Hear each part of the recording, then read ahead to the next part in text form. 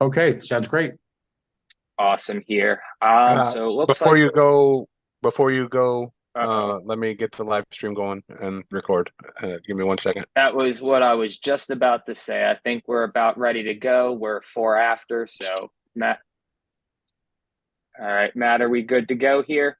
I'm waiting for Zoom to tell me that we're live on our platforms. It's loading. It says custom streaming service. Let me double check on YouTube just to be safe. We are live. All right, excellent here. So, all right, everybody. Going to mute that real quick here. And good evening, ladies and gentlemen. My name is Josh Halafka. It is 7:35 p.m. on June 16th, 2024. And at this time, I'm going to call this meeting of the LPF Executive Committee to order here.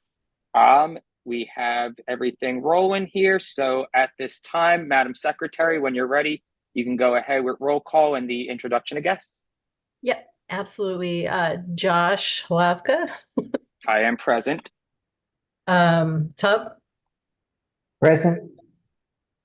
I am present. Brianna. Present. Ed. Present. Matt Johnson. I am here. Lee. Present. Oh, you guys are doing this so well. Matt Rice. Here. We have vacancies in Region 2 and Region 3. Leon. Here. There she is. Rachel. Here. Andrew Parrott. Here. Beth. Present. David Moscrip. Do we have anyone who's here in his place? Eric, I think I saw you here. Here. And John. Here. Deanna. Hector. I'm present. And Hector. Great. And invited guests. I suppose that would be Jonathan, right? He's our new That is representative. correct. And I'm That also is present. Yep, that would Okay. include Jonathan and technically Matt, but Matt's on the EC, so we're not going to include him in invited guests. Right. He doesn't get to get counted twice. He has to be here anyway. So. Bummer. Yeah, you're not special, Matt. Sorry. Bummer. Oh well. Yeah, do we All right. count Pat as an invited guest, or is he just here for the ride? Yeah, he was invited by me, so we can include him as a technical invited guest of the LPF. Awesome. Awesome here. So thank you, Lisa. What do we have for voting right now? We're absent. We have 2 absences. And so, and that was another thing I meant to say for Region 11, we had a resignation. So that is Region now 10. Region 10. Sorry. Why did I say 11? Yeah, Rich resigned. So I didn't call his name, obviously. So now we have 21 positions. So quorum is now, is it 9 instead of 10? Because we're down from what, 19 to 18? Yeah. Or so yeah, that would wait, that would be. Are we at 17? I thought we were at 17. No, maybe we are at 18. How many do we have presently? So let me ask that question.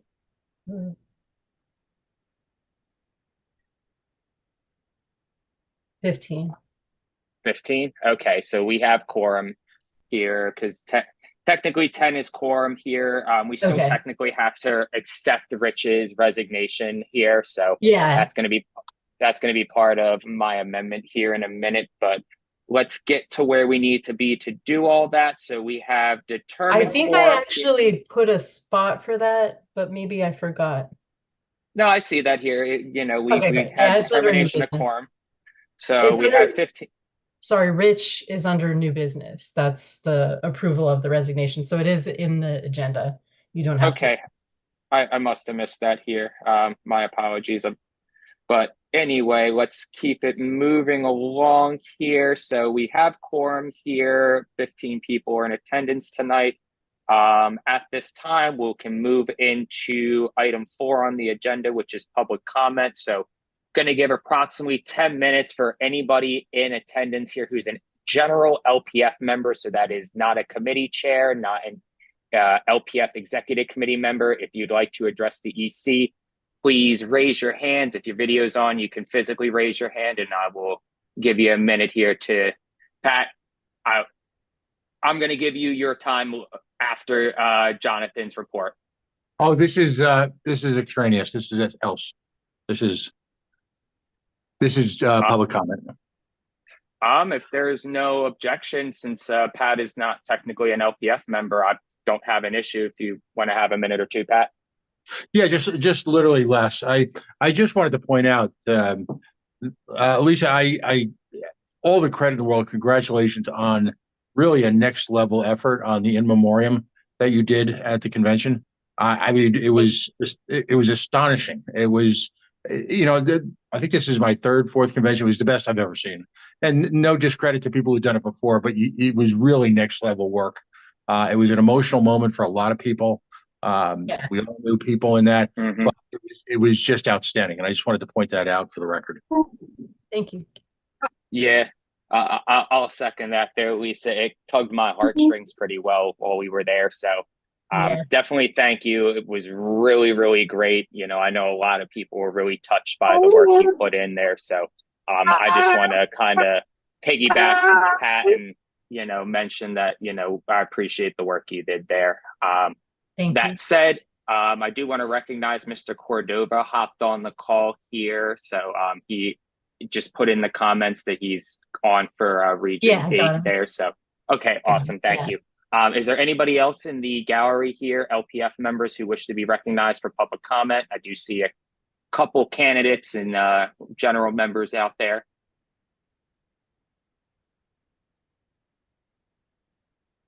Going once, going twice. Alrighty there. So we will conclude public comments, seeing no hands either physically or digitally here.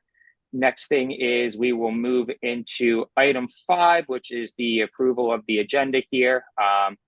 At this time, is there a motion to approve the agenda?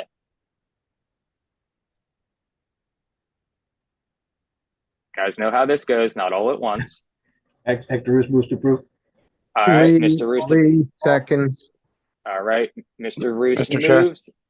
Mr. Courtser seconds. Mr. Johnson, Chair. go ahead.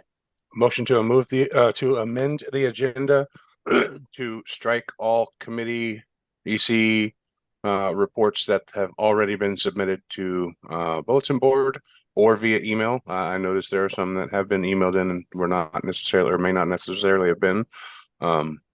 So that. Awesome. All right, Mr. Paff seconds. I will say the motion is in order. As far as I am aware, everybody on this call has submitted their report in on time. So high fives and congratulations to all of you here. One question, Brianna, were you able to figure out how to do attachments? Because we haven't had a treasurer's report in a couple months. So What are you talking about? I already I uploaded. see it. Yeah, they're on the bulletin board, Lisa. They made I just it? looked at Okay. it. Yeah, yeah, they're because all on the bulletin last board. month's wasn't They're there all- because you were having Nope. that issue. And yep, and now they're all there. Good. Mr. Roos, do you have something to the amendment? Yes, Mr. Chair, I'd like to move to amend the agenda to add a motion that I forwarded to the treasurer. I'm Well, sorry. we're still. So would this be we're still- amendment to the Oh, amendment? No. Would this be an I'll amendment? wait. I'll wait until we're Okay. done with this. Thank you, Yeah, Mr. hang on a second. Thank you, Mr. Roos.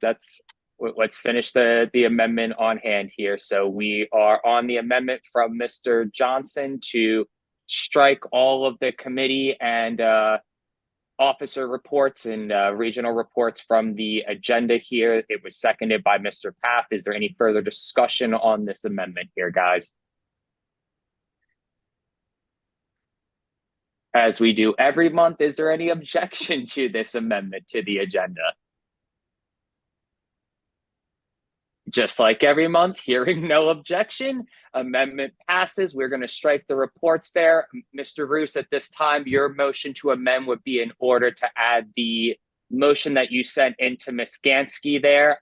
Is there a Can we second? pause for 1 second? Because I haven't been able to check my email for like the last 3 hours. Or is it still down? Yeah, it's Uh, still, I- I'm on I- it right now. Yeah. That's I loading. have the email. I have the email. It worked Can through somebody it worked through please- Outlook. Give me a second. Yeah, can somebody please send it to my Gmail? Yep. Give me 1 second. Did everybody get the motion from Mr. Roos here? No.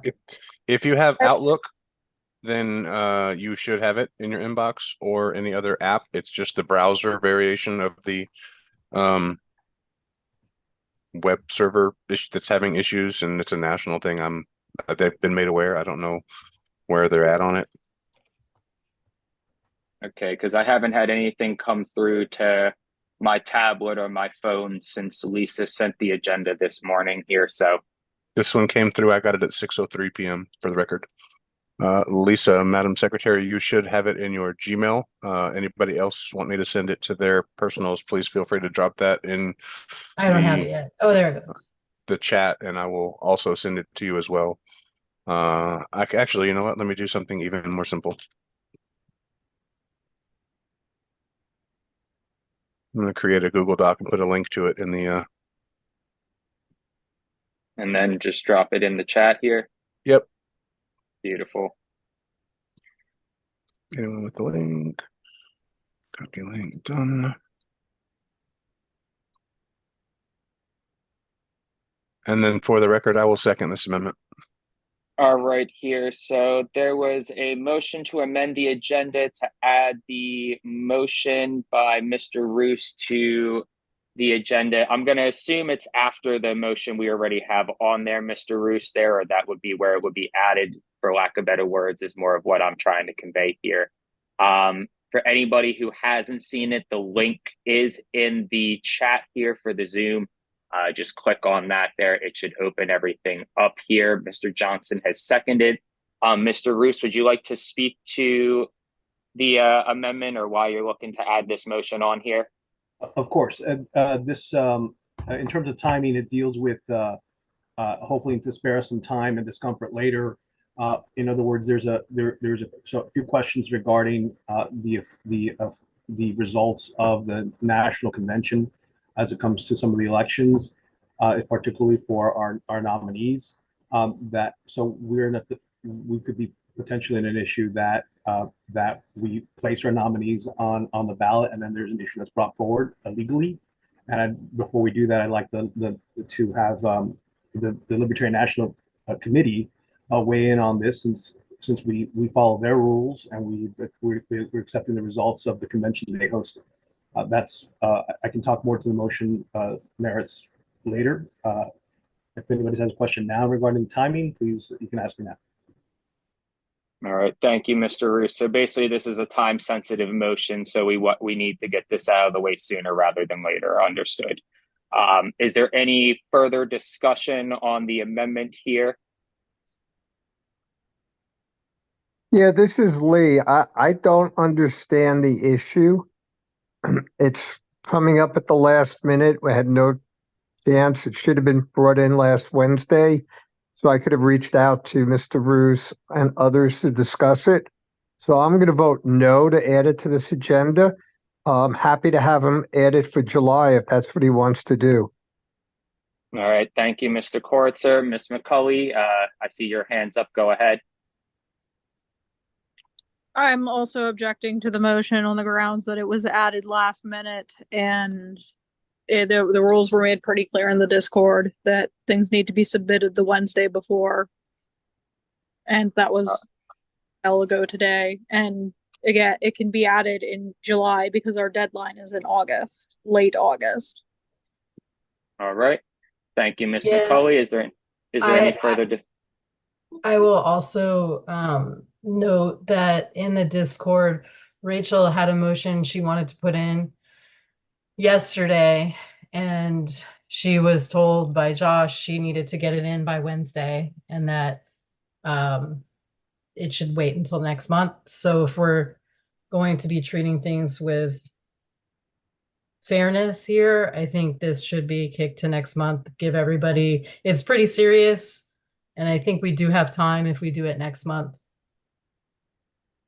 All right, well, it has been taken up and seconded, so let's continue along. Mr. Johnson, go ahead, sir. Yes, Mr. Chair. I would like to state that I'm in support of this, obviously, as I seconded it because of the time-sensitive nature of this. And if there's concern that Ms. McCauley's motion was not added, she is free after the vote to amend this agenda to include this motion, to also motion to amend the agenda again in order to add her motion. Thank you.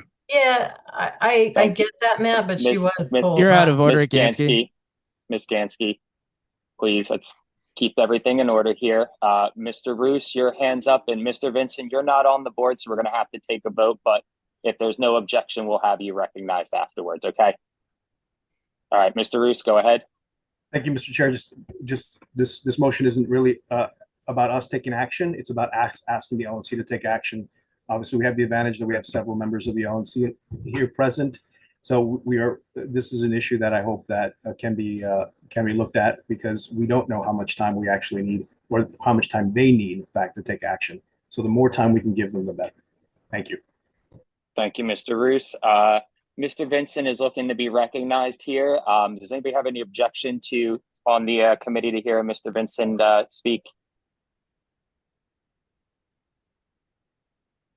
Seeing here and no objection. Rob, go ahead, sir. You have the floor. Yeah. Rachel, I would just like to point you to the last line of this resolution. Mr. Vincent, please direct all comments towards the chair. All right, Mr. Chair, in this resolution, this does allude to the LPF's support to keep Chase Oliver and Mike Termott on the Florida ballot. So it is similar or related to Ms. McCauley's resolution as well. Thank you, Mr. Vincent here. Is there any further comments before we go to a vote on this amendment here, guys? All right. No further comments. So a yay vote or a yes vote would be to add this motion to the agenda. A no or a nay vote would be to basically disallow it from being added on, and Mr. Roos would still be able to add it on in the July agenda if he so chose here. So if nobody has any questions on what we're voting on, we're going to go to a quick voice vote here. All in favor of approving this agenda or this amendment to the agenda, please say aye. Aye. Aye. Aye. All opposed, please say no. Nay. Nay. All right, it sounds like the nays have it pretty well there. So sorry, Mr. Roos, that amendment Division. to the I'm going to be that guy. All right, Mr. Johnson, if you want to be that guy, that's perfectly fine.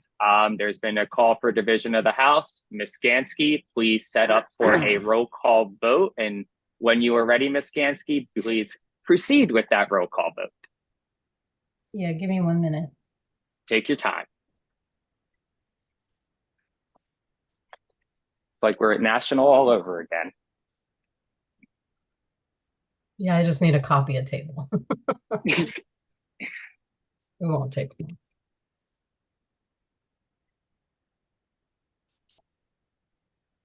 At least none of you guys are hurling like rude profanities at me. I'll give you all a lot of credit.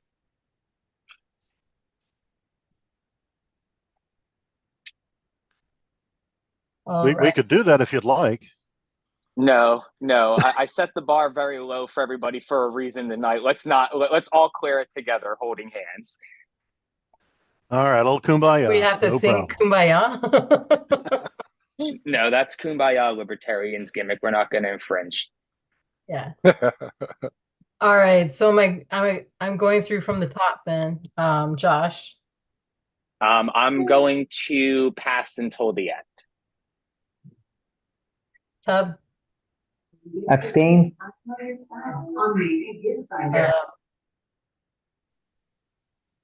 I am nay on including it this month. Brianna. Yay. Ed, Hey. Matt, you already said you're yay. Yes. Lee, Nay. Matt Rice, Yay. Leon, Yay. Rachel, Nay. Andrew, Nay. Beth, Yay. um, hang on. My sheet is doing something weird. Okay. Eric, Yeah. I think you meant me, Eric, for Region 8, and I'm a nay. okay. Sorry. Yeah, sorry, I should have Oh, clarified. good. There's two of us. Yeah, I got both of you. John, half. I'm a nay. Deanna, Yay. Hector, Yes. All right. I'm also going to abstain, and let me get a vote count real quick, Lisa. yeah, so you have 2 abstains.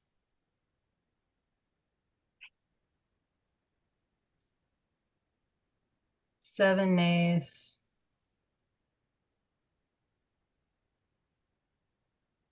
Eight yays. 8 yays. Yes. All right. So the yays actually have it here, it looks like. So amendment passes. That Point of motion personal gets. Whoa, privilege. whoa, what? A point of personal privilege, John Paff. I wish people would say either I or yes and nay, because yay and nay sound really similar to me, and I have a hard time distinguishing between the two of them. So just as a matter of personal privilege, I couldn't tell who was voting what. Do we want to go through it one more time? I concur with John. All right, guys. So make sure when you're voting no that it's a no and not a nay All right. for the future. I'm going to Do just we start need with to go? myself. If you guys want to keep your 2 abstains, just so we go through it one more time. Is that fine? Yeah, Ms. Gansky, can you just read off the votes here real quick so that if there is any confusion or there was a wrong vote recorded, we get it right? Okay. Lisa, nay.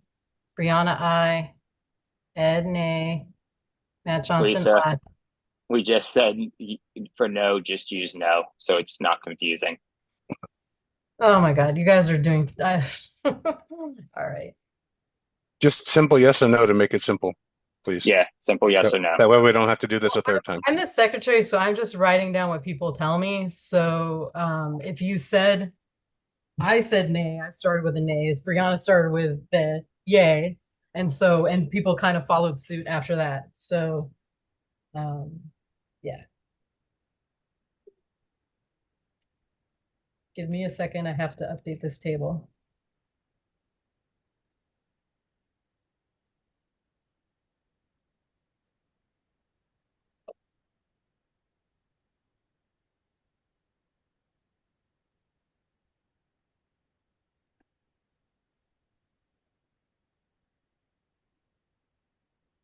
Okay, what would you like me to do? Do you just want me to read who I have as no votes and then who I have as yes votes? Is that better? That works. Okay, I'm going to read the no's. Lisa, Ed, Lee, Rachel, Andrew, Eric Cordova for David. Which was a no. Right? No. Yeah. Okay. Just mean, yep. And John Pass. That's what she's reading. All of the no's. Those names. Oh, sorry. I thought we were repeating. Sorry. Okay. I've never had so much confusion. Yes. I no. was guilty of saying the word nay, so I was being nice. Okay. No, you're fine. All right, and then the yes votes, Lisa. Yeah, I'm replacing I in my table, so give me a second.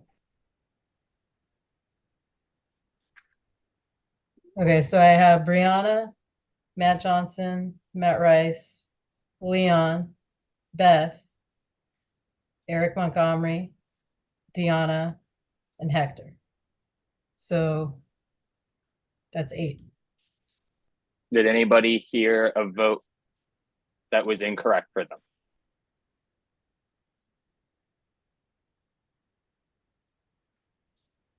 All right. Point of information. Yes, sir, Mr. Coritzer? What is the number for majority based on our quorum today? A majority, because we have 15, it would be 8. Okay, thank you. No problem, Mr. Coritzer. So that technically means, like, because of that, the ayes have it here. This motion gets added after our original motion on the agenda, and we are back on to the main motion, which is approving the agenda. If there is nobody else looking to be recognized to amend the agenda, I would like to make a quick motion to amend to add another item right after the LNC report to give Mr. Ford 10 minutes to discuss his organization, Libertarian. I'm sorry, Mr. Ford. Can you just jog my memory on? Sure, libertarianmutualaid.org. Yes, sir. So to speak on libertarianmutualaid.org here. So I'm going to move it. Is there a second? I'll second. All right. Thank you, Ms. Gansky. So I just wanted to give Mr. Ford here a quick, maybe 5-10 minutes to just speak to the committee.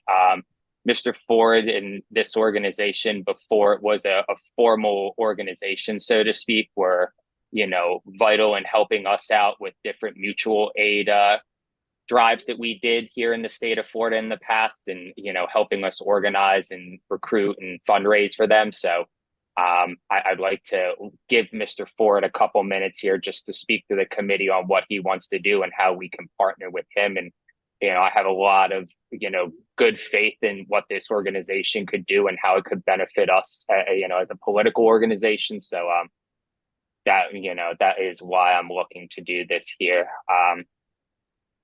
Is there any discussion on this at all? Ms. McCulley, did you have something on this amendment? Not on this one. I just have my own amendment. Okay, I'll recognize you after we're done here. If there's no discussion on this amendment, is there any objection to giving Mr. Ford the 10 minutes after the LNC report?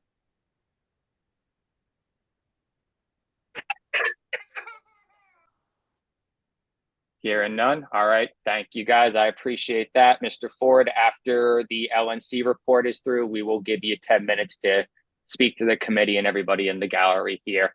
Ms. McCulley, I know you want to make an amendment as well here. So when you are ready, please go ahead with that. Yeah, so I'm moving to amend the agenda to add my motion that has been submitted to the secretary. My motion was to endorse Chase Oliver as a party. And yeah, the reason I'm moving to amend the agenda to add this is because the agenda was amended to add another last minute motion. All right. Is there a second to Ms. McCulley's motion?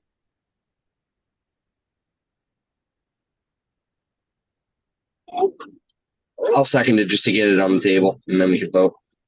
All right, there, Mr. Cordover has seconded. Ms. McCulley already spoke to it a little bit here. Is there anything further you'd like to say, Ms. McCulley? Or I'm just working on getting a copy of it posted in the chat. I could read it aloud. I know Lisa has a copy. If she can figure out how to post it, that would help.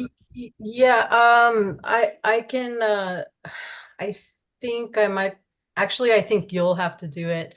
In the Google Doc you shared with me, if you click on the share button at the top, you should see, oh, actually, I think I can change it. Yeah, I changed it to anyone with the link. So I'll just drop it in there. What I need you to do right now, Rachel, is I need you to add the motion and the rationale, because all you gave me was the actual resolution. So I need you to fill in the actual motion, what it is, and the rationale. And that way I Yeah. can just copy and paste. So, Yeah, I can copy and paste that real quick. I think it was in our Facebook yeah, it message. might be in the Facebook Messenger. But do we Josh, can we do a speak against or for this really quick before we move forward? I mean, yeah, I'm going to give everybody the chance to speak for or against the amendment here. So I just want to make sure it's in the chat here and we're able to, people are actually able to see what it is. Right. Because like I'm looking at it and I'm having to scroll down to the second page. Yeah, scroll down to the second page. I put that bit at the top so that Rachel would know what I needed from her. Yeah.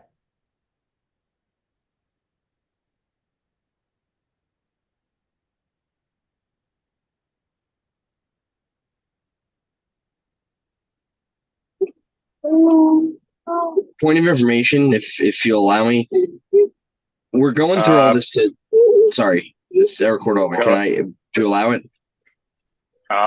Yeah, go ahead, Mr. Cordova, while we're waiting, I guess. Yeah, I just want to make the point that we're only voting on whether or not to include it as part of the agenda. If it becomes part of the agenda, that's really where the discussion should happen. Really, all we should be voting on is whether or not to include it. Nope, I understand that, Mr. Cordova. But that's true, but we also did this for the previous one where we spoke for or against it. So if we're treating everything the same. Yeah, Ms. Gansky, but we spoke to why it was necessary to be on there and we kept it strictly to the time sensitive nature of it. So, I mean, if you'd like to speak to why this isn't a time sensitive motion, absolutely there. But I mean, if you're just wanting to speak against the motion, that wouldn't be in order. So that being said, if you do have something to speak on the time sensitivity of it, Ms. Gansky, this is your chance to go ahead with it. Yeah, I don't think this is time sensitive. I mean, I don't think either of these two motions that we're inserting in should be done today. If we're actually going to start trying to meet the Wednesday deadline. Yeah. Yep, I understand that there. Keep in mind too, guys, just as a point of information, the deadline for us to submit Chase and Mike onto the ballot in Florida is August 24th. So we have until late August to get the names in, just as a point of reference here. Ms. McCulley, did you get the motion filled in? I believe so. I would like someone else to check to make sure it's visible on their end. And I am seeing it now. I did have points as to why it is as time sensitive as the other one. I don't believe the other one is as time sensitive as to put it on here, but I think this one is time sensitive. Okay, Ms. McCulley, if you'd like to speak to why it is time sensitive strictly, go ahead. Okay. Basically, there's been a lot of attention brought to the Montana, New Hampshire, and Colorado affiliates because of their disavowal resolutions, and I think this would bring positive attention to our affiliate to pass a motion endorsing the candidate selected by the body at the LNC convention at this time, just because this is being talked about now. In a month, it will not be as talked about. All right. Thank you, Ms. McCulley. Mr. Johnson, would you like to speak to the amendment? Yes, I would like to speak to the amendment. I do not believe at all that this motion is in fact time sensitive for the fact that we as the LPF have already congratulated the nominee. We have already stated that as the EC that we will place them on the ballot. The motion that is going to be has been added to the agenda also states that we will still be adding them to the agenda. So I think this is redundant, dilatory, and I move the question. All right. I don't think we can call the question on an amendment here, but if there is no further discussion, we can move to a vote and find out how everybody really feels about this.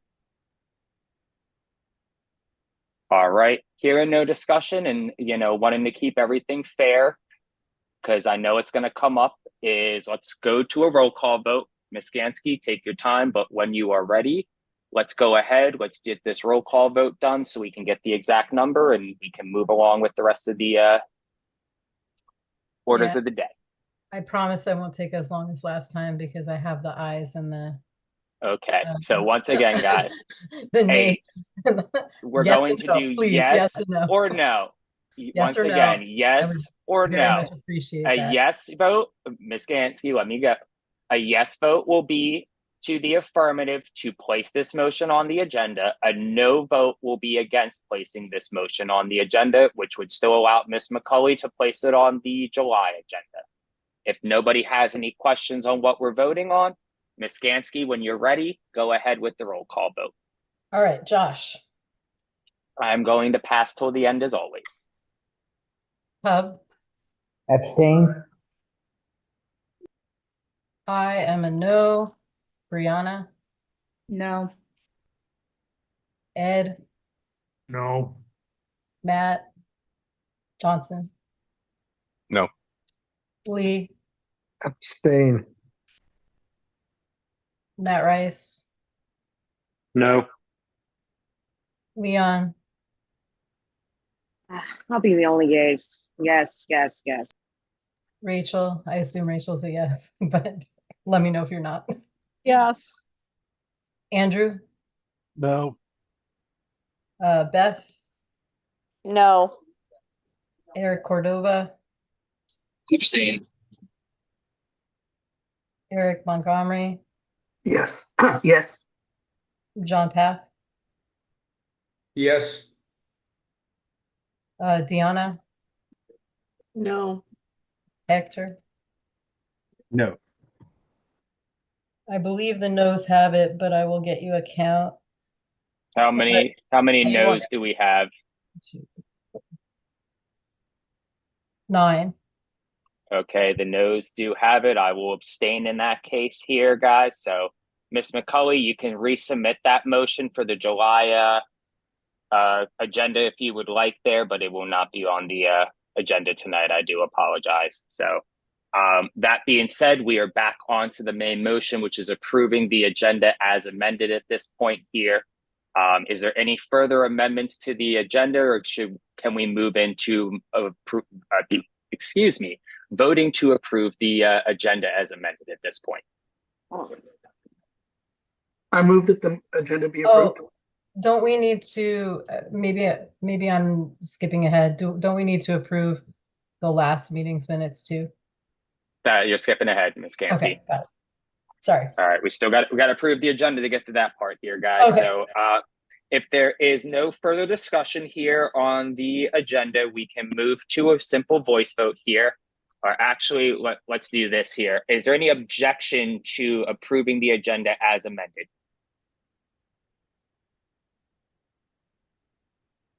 All right, hearing no objection. Agenda is approved as amended here. We can now move on to what Ms. Gansky was looking to do here, which is item 6 now, approval of the LPFEC meeting minutes from May 19th, 2024. There should have been a link in the agenda to the meeting minutes here. At this time, though, the chair will entertain that motion to approve the meeting minutes. Motion to approve. All right, Mr. Johnson moves. Is there a second? Second. Second, Mr. Montgomery. Is there any discussion on the minutes?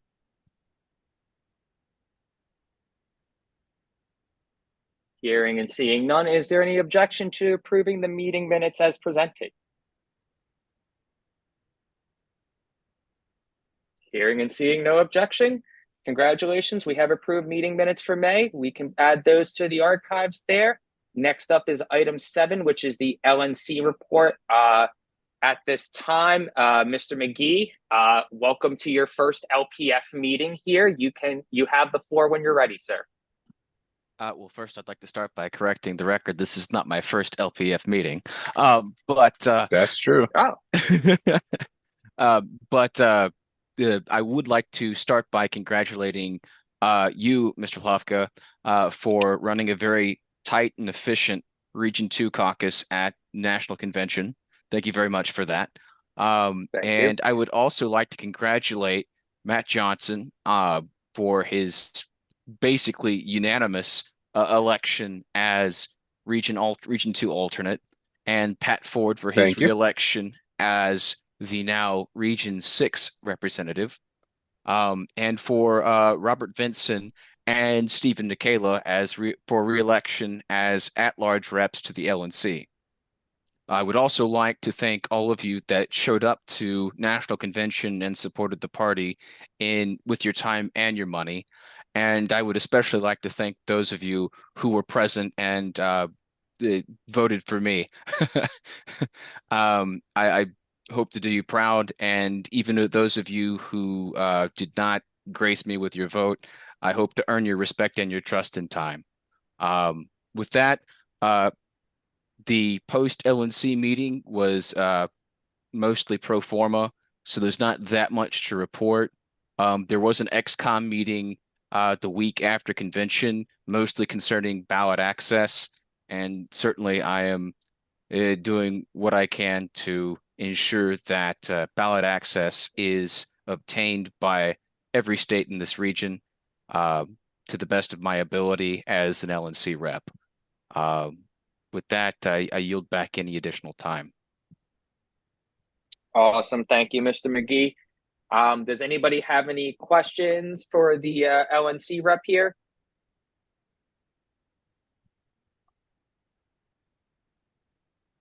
All right. Well, I want to thank Mr. McGee for the compliment here. Want to apologize too. I do remember you were on an earlier call, I think last month or 2 months ago, and my brain is just so fuzzy during that time period for various reasons. I'm sure you understand. So, for those of you who didn't hear me at convention or weren't there, guys, I've worked with Jonathan in the past. He's been really, really excellent. So, I mean, I want to give him my glowing endorsement as well as the chair of the LPF. I expect great things out of him, and I know he'll be able to deliver them for us in Region 2 and represent us really well, not only on the LNC, but around the country as he's going and doing work on behalf of Region 2. So thank you, Jonathan, for stepping up. It's always been a pleasure working with you. I look forward to working with you in this formal capacity now that you are in the Region 2 position. And let me actually rephrase by welcoming you to your first LPF meeting as the Region 2 representative. So congratulations to you once again. Matt, he heard all my congratulations in person there, so I'm sure he's sick of my voice by now. But at this time, I want to give Mr. Ford his spot to speak here. So, Pat, when you're ready, go ahead. You have the floor, sir. Thank you very much, Mr. Chair. I hope you don't mind. I just want to speak briefly to the ballot access concerns as they affect New Hampshire, if that's okay right now. I mean, we are technically in an LNC report time frame here, so I mean, I could, if there's no objection, I'll call it in order. Okay, great. Just to allay people's fears, just in the state of New Hampshire, there is an ongoing petition drive that incorporates the party's nominee as the presidential candidate in the state of New Hampshire. I'll be going up there this week as part of my Pork Fest activities, and I'll be joining Justin O'Donnell, another former member of the LNC, who's running the petition drive. So the situation in New Hampshire is we're in good shape. We're going to be advancing the party's nominee, and I just wanted to clarify that because I know that New Hampshire has a tendency to attract attention in its own unique way. So just to put that as a side, if folks have questions after the meeting or anytime, you can reach out to me. I'm Region 6, but as Mr. McGee will attest, we're here to serve the entire party. So anyway, for folks that I haven't met, and shame on me for not meeting you or having a conversation with you yet, my name is Pat Ford, and I'm speaking apart from my responsibilities as a member of the Libertarian National Committee. For the record, this is an organization that I've started that's independent of the Libertarian Party, but acts to serve the Libertarian Party. And it's called Libertarian Mutual Aid. You can go to our website at libertarianmutualaid.org. It's fully functional now. We just have to connect our social media, but we're raising money and we're actively engaged in mutual aid in a couple of different environments. The purpose is twofold, or maybe threefold. I think as libertarians, we all agree that it's critically important to reconnect our communities in terms of charitable work. As libertarians, we always maintain that we would like to get the government out of this business for various and sundry reasons, any of which, again, I can elaborate offline. But I think that's a unique area of agreement in the libertarian movement, that we are not served well by a nation that seeks charity and support outside of the community, instead at the arms of, as the Obama people used to say, their federal family. So the important thing is that we remove that from the sphere of conversations and late night poll sessions and philosophy clubs and actually put it into practice. And that's what we're attempting to do. A couple of critical points. First off, I'm not a big fan of libertarianism.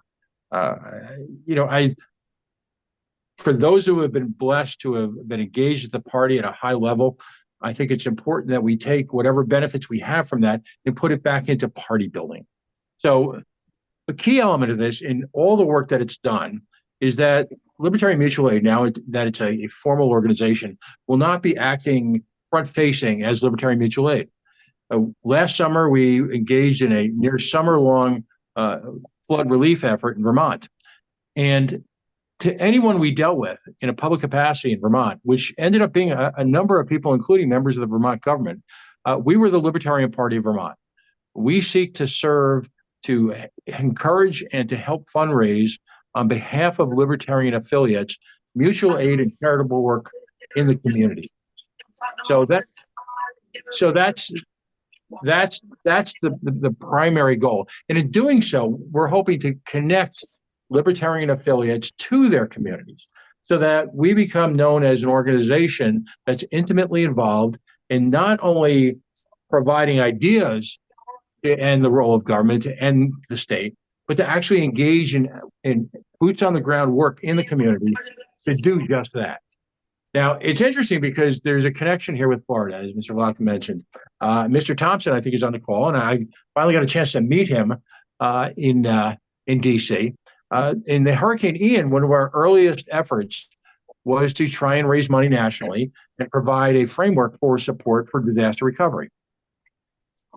There are a couple of two different focuses, if you will, in the organization. The first of which is ongoing mutual aid. And mutual aid is sort of I'm the boomer here in the conversation, but the kids' term for what I would have called charity. And we've got a couple of projects going on right now where we provide direct charitable support on behalf of libertarian affiliates in different areas. In Maine, we've done it in Vermont. We did a little bit in Florida. We're doing it in Rhode Island, and we're looking to expand that. The second part, of course, is storm relief, which we'll discuss in more detail. And one of the reasons that's precipitating this conversation tonight is the fact that clearly Florida, by some accounts at least, is looking down the barrel of another difficult storm season. So how do we help? Our experience in Florida during Hurricane Ian, particularly with Mr. Thompson's help, I think was a net positive. It was one of our first efforts. We learned a lot. A few of the things we learned were, number one, it's difficult to do this type of work because of campaign finance and reporting issues through a libertarian affiliate. Number two, it's important to have a standalone organization. Sadly, that, for purposes of folks out in, out in the world, is got the blessing of the state. So Libertarian Mutual Aid is a corporation, not for profit, incorporated in the state of Florida. I'm sorry, in the state of Rhode Island. And we are in the process of applying for a 501c3 status. We have bank accounts. We have ways to take credit cards. We have an infrastructure that exists to work on behalf of and in support of these types of projects. And so I come to you tonight, in a sense, with asking folks to sign up to our site. We don't ask for any money. We're always happy to take it, but we don't ask for any money up front. We don't ask for credit card information. But what we're trying to do is build a registry, if you will, of direct contacts with people who will respond nationally to bring money and support to bear for Libertarian affiliates to engage in this type of work.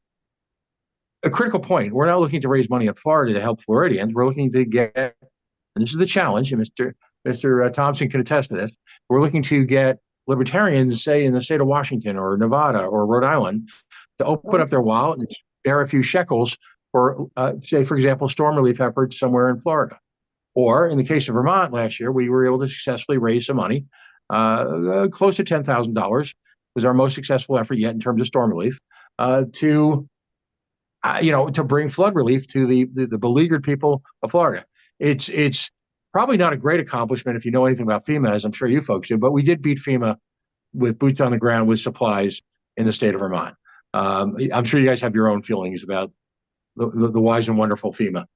But the point is to bring money and attention to Florida from outside the party. And in doing so, create, and I hate to even say this, but a Bernie Sanders-like environment where Libertarians get in the habit of either A, being boots on the ground locally to support mutual aid, whether it be storm relief or charitable relief, or B, when they're not local, to send 5 or 10 or 25 bucks to an effort.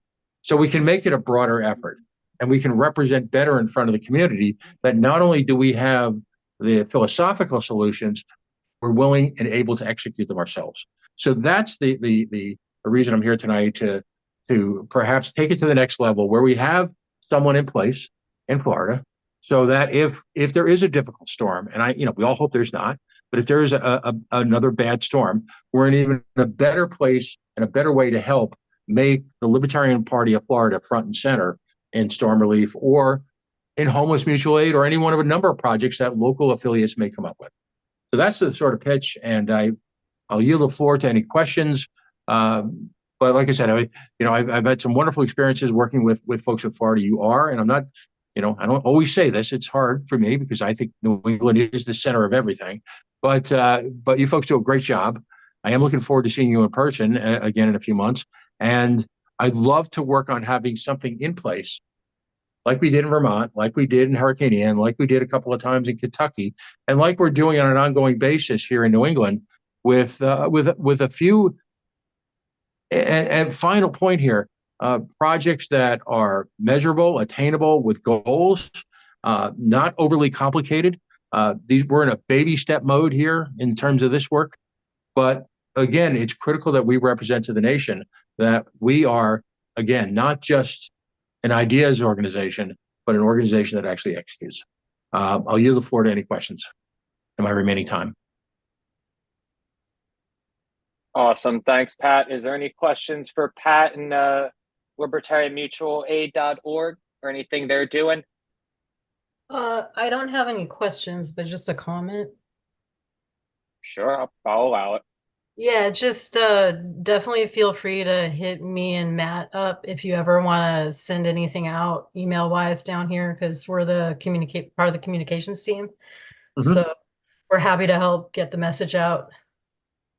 No, that's critical because I think we all know what's happening with social media. 10 years ago, we could accomplish incredible results in terms of communication with social media. I think a lot of us are getting throttled. A lot of us just, we see the numbers and we see what's happening. What was a wonderful way to reach out to people. Now we're actually asking people. We're using Nation Builder for the record, and we have texting capabilities. And we want to be able to develop a database where we can actually send out a call to action. For example, should a category 3, 4 record, and we have texting capabilities. And right. The key is, though, that I want to be able to reach out to people in Florida when there's something going wrong in Maine. I want to be able to reach out to Vermont or to California when something is going wrong in Florida. So that's the goal here, is to actually develop over time a national scope so that we can reach out and touch them, not to spam them, not to hit them every day with this or that, but when it's important, be able to reach people. So your assistance in that, at least, would be great. I'd love to work with Mr. Thompson again. And my goal in this is, number one, to ask you to sign up, ask folks if they could take a moment to sign up.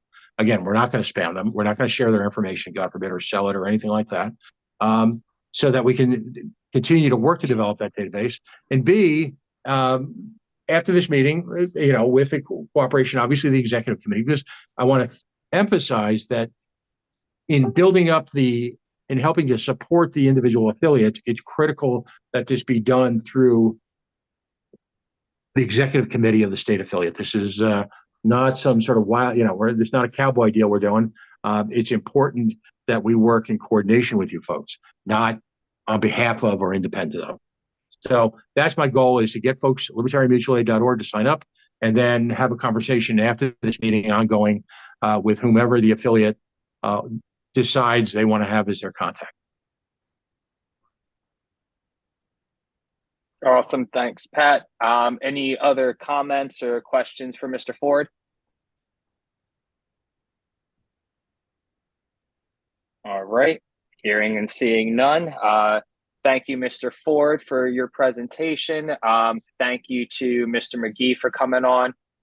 You guys are good to go here. If you guys want to head out, if you want to stick around and sit through our boring business meeting, by all means, you're more than welcome to there, gentlemen. But we are going back on orders of the day for the board here, which would be item 8 on the agenda, committee reports here, which we waived. We also waived item 9 and item 10. So we can get right down to item 11, which is the chairman's consent agenda with appointment of committee members, review the status of the candidate committee, search for a chair. Still have not found any volunteers. No one I've talked to has been interested in the position at this time here. So it's just kind of, the EC when EC comes up there, that kind of happens. But I've seen Miss Gansky, your hands up, Mr. Vincent, hands up. Mr. Vincent is not a member of the EC, so his hand was up first. I'm gonna let Miss Gansky go. Oh, I'm game for Rob to go before me. Okay, is there any objection to hearing from Mr. Vincent?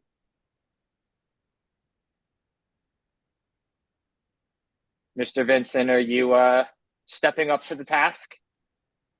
This is just committee chairs, right? I was just going to mention regarding legislative action committee. Sorry.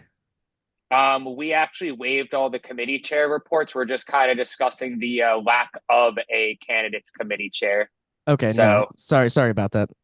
We just need more members on the LIC. That's it. Okay, understood. I will make a note of that there. And so we are still on the hunt for a candidates committee chair. When we do not have somebody, that means essentially those responsibilities go back to the EC. So we're all kind of in charge of that until we find somebody to delegate those tasks to there, guys. Mr. Vincent also needs more people on the LAC. So if you know anybody who's looking to volunteer, or, is a hardcore activist in your affiliate, maybe, that might be a good outlet for them to come join and help out with here. Ms. Gansky, did you have a question? It's just a point of information. I have been messaging with Ricardo about membership committee. They also are in search of members because they lost a couple. And Matt and I have been talking the last few days about getting a blast out, asking for people to volunteer for these committees. So they would be candidate committee, where we still need the chair, membership committee, and legislative action committee. So beautiful. We'll put together probably like a brief little survey that people can apply, and that way Ricardo and Rob can take a look at people who are interested in their committees and pick whoever might be a good fit. All right, awesome, Ms. Gansky. Mr. Cordova's hands up. Now, Mr. Moskrip is on the call. I want to make everybody aware. So is there any objection to hearing from Mr. Cordova, since we have the Region 8 rep on the call? No, I would prefer he be on, because I didn't expect to be on and I'm jumping on late unexpectedly. Okay, so you're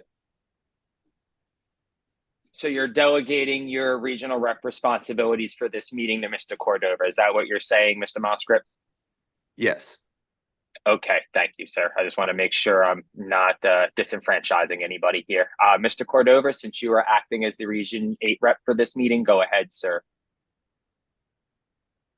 Yeah, this has nothing to do with Region 8. This has to do with since we're going to be sending out that email, if you can add affiliate support, there's really only 3 of us on the committee. Could use a couple more good people on it too. So since we're sending it out anyway, please add my committee to it as well. Yep, I will. Thank you. Thank you. Honestly, Lisa, I would advise, I would just send it out as a blanket thing at this point. I'm sure every committee could use an extra couple hands on deck here, Yeah. none withstanding. So, What I totally agree. I think everybody could use more volunteers, but I think it would behoove us to highlight the strong need for candidates, right? We have been without a candidates chair for months. So, yeah.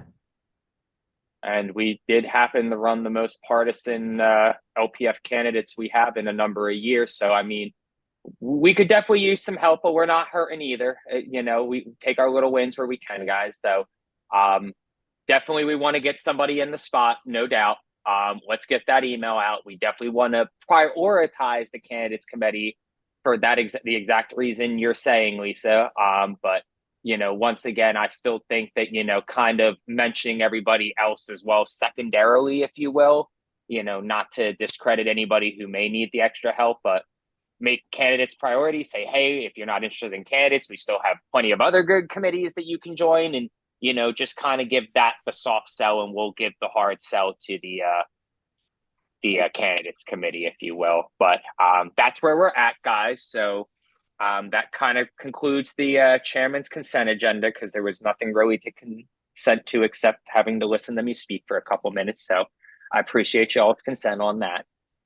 Moving along here, if there is nothing else on this matter, we would move into orders of the day, which would be item 12, old/unfinished business. I don't believe we have any, so we can skip over that for lack of better words. Item 13, item A, is the approval of the resignation of Rich Bowen, Region 10 representative. Rich, as some of you guys may have seen, sent in his resignation letter week or so, 2 ago, a little after convention. So I want to wish Rich the best. Appreciate his efforts and hard work on with the LPF and on the EC while he was on here. And if there is no objection by anybody on the committee, I will approve the resignation of Mr. Bowen at this time. All right. Glad to see nobody wants to be the tyrant that holds somebody on and handcuffs them to the committee here. So congratulations, Mr. Bowen. You have your freedom wherever you are at. Next up is item B under new business, which is the election of a Region 2 representative. At this time, does anybody on the executive committee want to make a nomination? Ms. Cosma? Yeah, I'd like to nominate Robert Vincent. All right, Mr. Vincent, do you accept the nomination for the Region 2 representative? Region 2, no, I believe there's someone else on this call expecting to be nominated. Sorry. Okay. Mr. Johnson, I see your hands up. Go ahead, sir. I'd like to nominate Joey Ferguson for Region 2, actually. All right, Mr. Ferguson, I see you're down there here on my screen. Do you accept the nomination? I do. All right, there, sir. All right, is there anybody else on the EC looking to nominate anybody for the Region 2 position?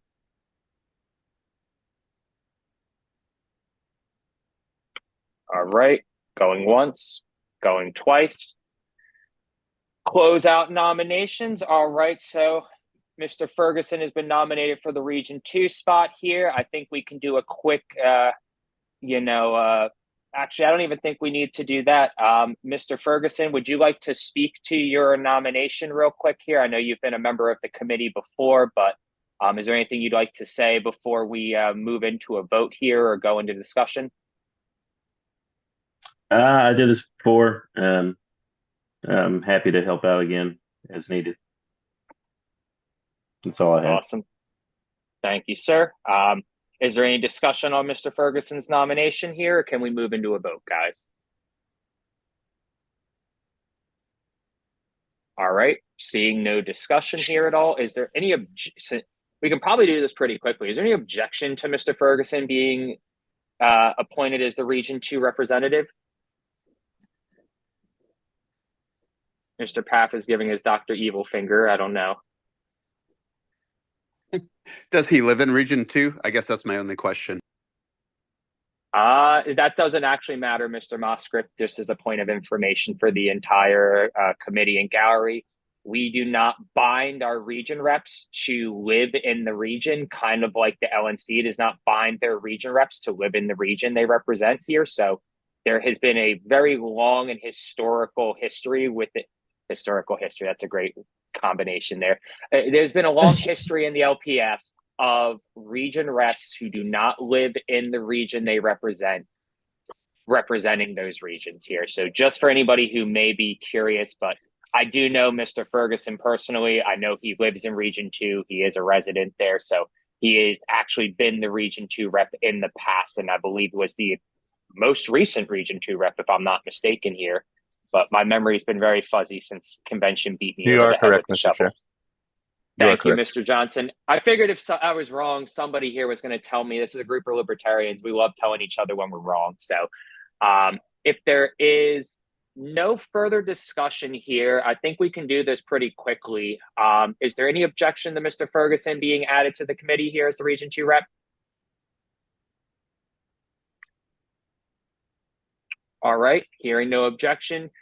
Joey, congratulations. You are back on the EC, and per our bylaws, you get seated immediately here. So next item would be item C, which is the election of a Region 3 representative here. Is at this time, would anybody like to nominate somebody for the Region 3 represent position? Miss Cosma, do you got the right region this time? I do. Sorry, I'm still on Alaska brain. I would like to nominate Robert Vincent for Region 3. All right, Mr. Vincent, do you accept this nomination at this time? I will accept this nomination. All right, excellent there, sir. All right, is there anybody looking to nominate anyone for the Region 3 representative position at this time?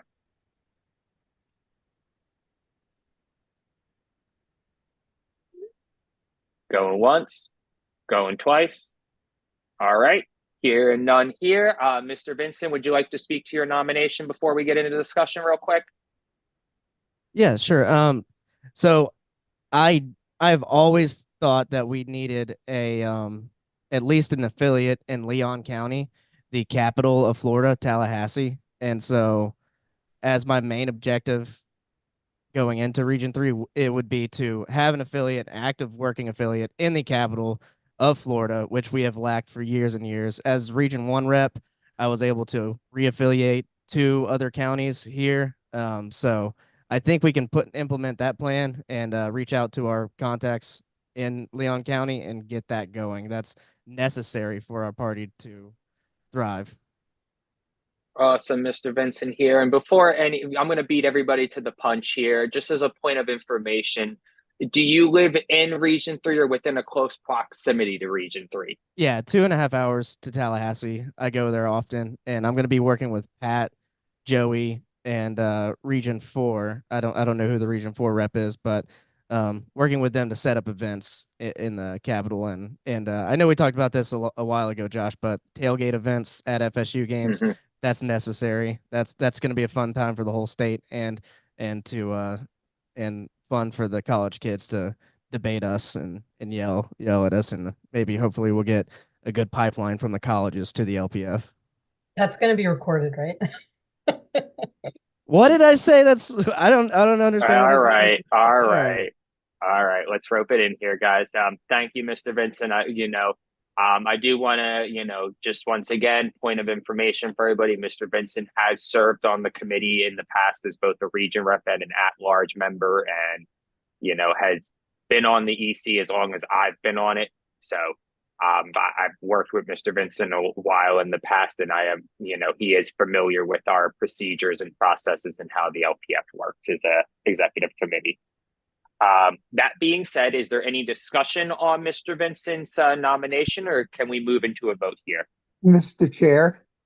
Yes, Mr. Courtser, go ahead, sir. Yes, I'd like to also add that I think Mr. Vincent is eminently qualified for the position, but I would like to ask him the same question I asked Mr. Natalia when he was both on the LNC and on the LPFEC. Is he comfortable that the LPF and the LNC, the work that he has to do is not going to cause too many absences to our meetings? That's just the question. Mr. Vincent, am I going to have to take the gavel from you multiple times? I don't believe so. I mean, I'm here in this meeting, and I'm sick and tired of not having a voice and a vote on the EC anymore and attending meetings. And the LNC hasn't been coinciding with the LPF meetings, and if it does, I'll send in a report to you, Josh, saying I'm attending one or the other. Awesome there, Mr. Vincent. Well, I appreciate the feedback there. Is there any further discussion or questions for Mr. Vincent before we move into a vote here, guys?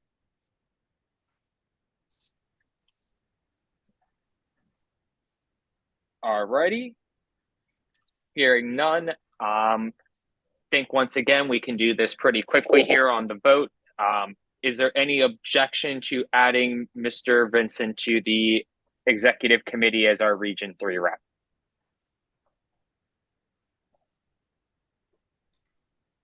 Going once, going twice. No objections. All right. Mr. Vincent, congratulations. You are on the committee now as the Region 3 rep. You get seated immediately per our bylaws. And now we will move into item D, which is the election of a Region 10 representative here. So at this time, is there anybody looking to nominate anyone to replace Mr. Bowen as the Region 10 rep? Mr. Roos? Thank you, Mr. Chair. At this time, I'd like to nominate Christopher Allen for Region 10 rep. All right. Is Mr. Allen on the call? I'm here. You accept? All right, Mr. Allen, do you accept the nomination? I do. Awesome here. All right. So Mr. Allen has accepted the nomination here. Is there anybody else looking to be recognized for the to nominate somebody for the Region 10 position? Going once, going twice. All right. Seeing no further nominations, we'll close this up. Mr. Allen, you can go ahead, speak to your nomination real quick if you like, and then we'll open it up for discussion before we move to a vote. Yeah, been a state delegate and a national delegate now, and just looking to continue to help out however I can and work with everybody. Awesome. Thank you, Chris. And just to let you know, you did get a decent amount of votes for to be a national delegate. I don't know if you realized that or not. Oh, did I? How'd I do? You did pretty well. I'm not going to lie. You did really, really well. I was really well. Probably you did the best, actually. I can say that that was an objective fact, but that was a great thing that you thought you got 0 votes when you came over to me that day. Yeah, I was really concerned, wasn't I? That was absolutely hilarious here. But thank you, Chris. I appreciate you stepping up here. Is there any discussion on Mr. Allen's nomination?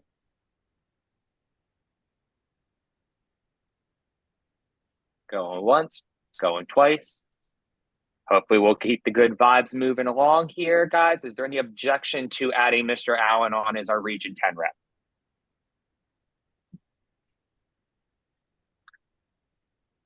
Good vibes keep on rolling. Mr. Allen, you are our Region 10 rep. Congratulations. You get seated immediately per our bylaws. So welcome to the executive committee here. Next up under new business is item E, which is the election of a Region 11 representative. So at this time, would anybody on the executive committee like to nominate somebody for the Region 11 representative position? Mr. Vincent, I see your hand is up. Go ahead. I would like to nominate James Pinkowski for Region 11 representative. Oh, Mr. Pinkowski is on the call. Mr. Pinkowski, do you accept the nomination? I do indeed. Excellent there. Thank you, sir. Mr. Pinkowski. Is there anybody else looking to nominate anybody onto the executive committee for Region 11? Going once? Going twice? All right, we can close out nominations here. Same rotation as before. Mr. Pinkowski, you can go ahead and speak to your nomination, and then we'll move into discussion and a vote here. Sir, you got the floor. Thank you very much. I previously served as Region 11 representative. I'm fairly familiar with it and the duties involved and everything like that, and I would love to get back to it. Thank you. Thank you, Mr. Pinkowski. And just as a point of information for everybody voting, Mr. Pinkowski was a two-term regional rep, both for Region 11 and Region 13 in the past there. So he has served on this committee and executive committee in the past for Florida. Is there any discussion on Mr. Pinkowski's nomination here before we move into a vote? No, just again, and I know it's not required, but I'm just wondering, does he live in the region that he's running for? Mr. Pinkowski, have you moved to Region 11 or are you still with us in Region 13? Still in Region 13 currently, but previously when I was Region 11 representative, I would make the trip up there pretty regularly. So no, not currently residing, but no problem commuting to. Outstanding there. And, you know, I will ascertain that the trip up to get into Region 11 is maybe in, you know, depending on where you're at in Region 11, even at its worst, an hour and a half, you know, to at its furthest, maybe 2.5 hours. So it is accessible from Region 13 pretty easily. Any further discussion, though, before we move into the vote? All right, we've been doing this all night, guys. No need to change it up if it's been working here. Is there any objection to adding Mr. Pinkowski as our Region 11 representative?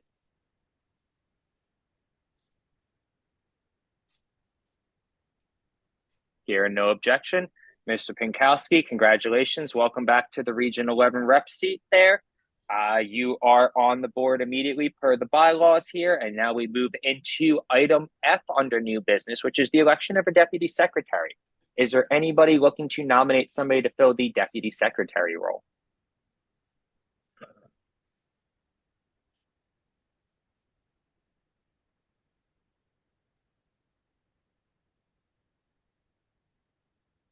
All right. Hearing and seeing nobody looking to nominate anybody, we will stay on the hunt, I guess, for the deputy secretary position there, guys. So if you know anybody in your affiliate or whatnot you think would be a good person to help out Lisa here and there, definitely let them know to be on the call in July. That way we can get them nominated and added on here. And with that, we will move on to item G, which is motion number 834. This is a motion for matching donations for statewide down ballot candidates. The mover was Mr. Johnson on behalf of the Communications Committee. Mr. Johnson, as a point of information here real quick, did the committee approve this to be, was this moved out of committee and approved? Okay. Yes, so this was voted unanimously in committee, and I, as Director at Large 2, am moving it on their behalf. All right, thank you, Mr. Johnson here. So because it was moved Point of out information? of committee. Yes, sir, Mr. Montgomery. Can we update the vote? How many people can vote? Totals before we take a vote? We just Sure, added 4 people. Yes, Thank you. sir. So no problem here. So we had 15 on the call. We've added 4. So now we're up to 19 there. That would make a majority 9 for for us here at this point, if that makes sense. Or wait, we're at 19, so it'd be 10 for a majority. My apologies. I have public school education, guys. I'm sorry. Thank you.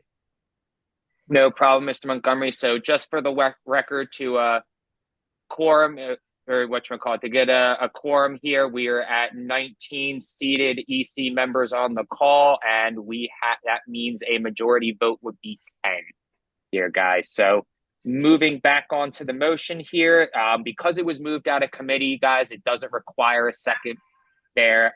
It was moved unanimously out of the Communications Committee here. Mr. Johnson, if you'd like to go ahead at this time and speak to your committee's motion, you may go ahead, and then we will move into further discussion. Sure. So first, I'd like to start off by saying that we all know that the purpose of a political party is to run candidates and get them elected. We all know that. We're not going to dispute that. So, you know, it was brought up in a discussion in Discord and then in a group text message with me and several other leaders in LPF, with one of our current candidates running for a partisan election, Nathan Slusher, for Brevard County Commission, I believe is what he is running for.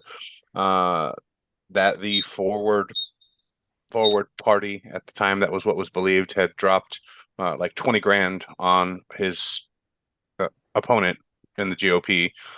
So it had been brought up, you know, why the heck can't the LPF also donate to candidates? So after quite a bit of discussion back and forth in that group text message, I decided as communications committee chair to do a test.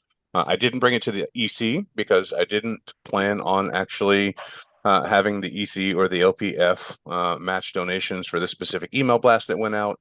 But it was a test to see, you know, is that what members, donors, subscribers to our list want, is to see the LPF supporting candidates. I sent out an email blast, and within just over 24 hours, the campaign raised over $1,200. In addition to the campaign raising $1,200, the LPF themselves, as a direct result of the email through the link, the donate link sent in the email, which is trackable through Nation Builder, also obtained 4 new donors, and including 1 recurring monthly donor. And this is within a 24-hour period, someone who had never recurringly donated to the LPF before.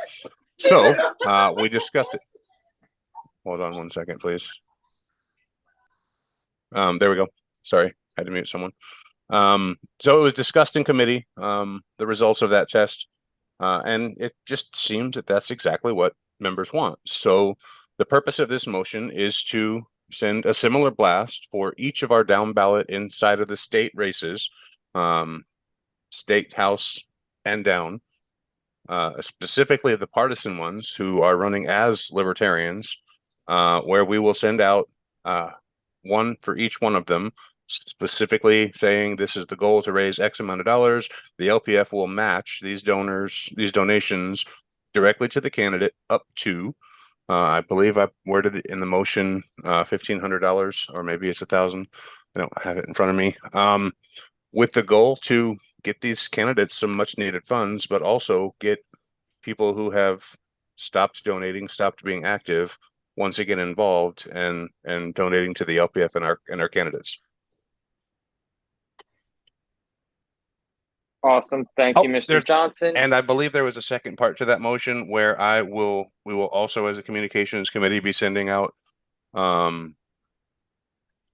somewhere in July, I believe. I don't think I mentioned a date, but the plan is in July, another email for every candidate where we are donating or raising funds directly to the LPF to support our candidates, with all of the candidates mentioned.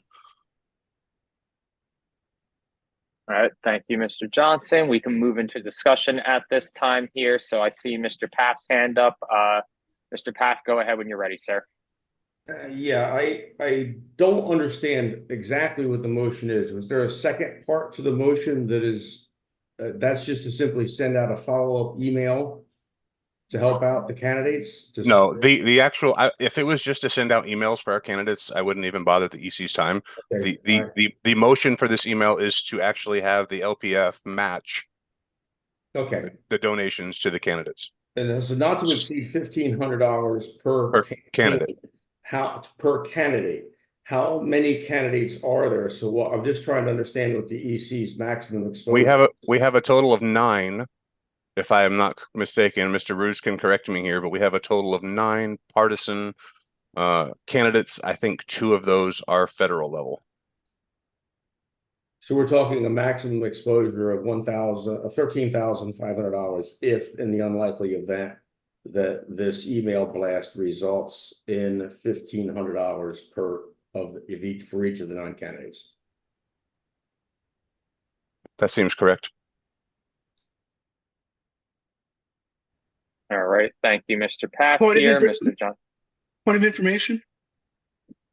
Yes, Mr. Montgomery. The motion says per campaign. Is that per email campaign or per race? Per campaign, per race, per candidate. Thank you. Yes, sir. All right, here. We got Hector's hand up next, or Mr. Roos, and then Mr. Kortzer. Mr. Roos, you can go ahead when you're ready, sir. Thank you, Mr. Chair. I just dropped the list of candidates. This is the most partisan candidates the party has run in the millennia. So that is a very great sign for the interest that from our candidates, from our activists to actually run for this. As for the amount of money that we would be encumbering, I strongly feel that similar to what we've done for like Operation First Step, where we create a encumbrance to pay out. We don't have to necessarily pay that out immediately, although we would if we have the funds. But we can actually, based on that matching fund, we can go out to our donors and ask for that fund that we have to actually match to make it clear. So we are creating an encumbrance, but that doesn't mean we can't additionally fundraise for it. It's not like there's an immediateness need to expend on that, and the motion itself doesn't require us to immediately spend that money that we have. We can take our time to actually fulfill that matching fund pledge. That's how my read of it is, and I think given what we've done in the past, I think this is a very interesting program that I would be happy to support. Thank you, Mr. Roos here. Mr. Kortzer, you're up next, and then Mr. Vincent, you can go ahead after that. Thank you, Mr. Chair. I'm kind of stuck on this one, mostly because of the financials. One, you have federal, which I think has to come out of our federal account, and the state, which are the locals, have to come out of our general fund, which as of the end of April, I believe was 29,000, and we were bleeding about 1,800 a month negative. I really have a problem with potentially committing up to $13,000 out of that 29,000 while we're bleeding about 1,800 a month until we get donations. We've been promised this before. We were promised last year for Nation Builder. That's killing us now. I love to say yes, but from an audit committee personal feeling as well as fiduciary, I'm not going to be able to support this at this time, and I urge others to really think hard about how that can financially impact us throughout the year. And So I'll leave motion. it at that. So to your first point, Mr. Kortzer, this was state level, not federal level. So that is that one. To your second point with regards to fundraising, I absolutely sympathize with you on that. And in most cases, I would agree with you and not even make this motion. However, not only does this motion include a fundraising opportunity for the LPF itself, in addition to, yes, asking funds for candidates, which is what we are here to do. If we're not going to run candidates and if we're not going to support candidates, what are we even doing? But that said, I'm pretty sure that last month we contracted someone to raise funds for us.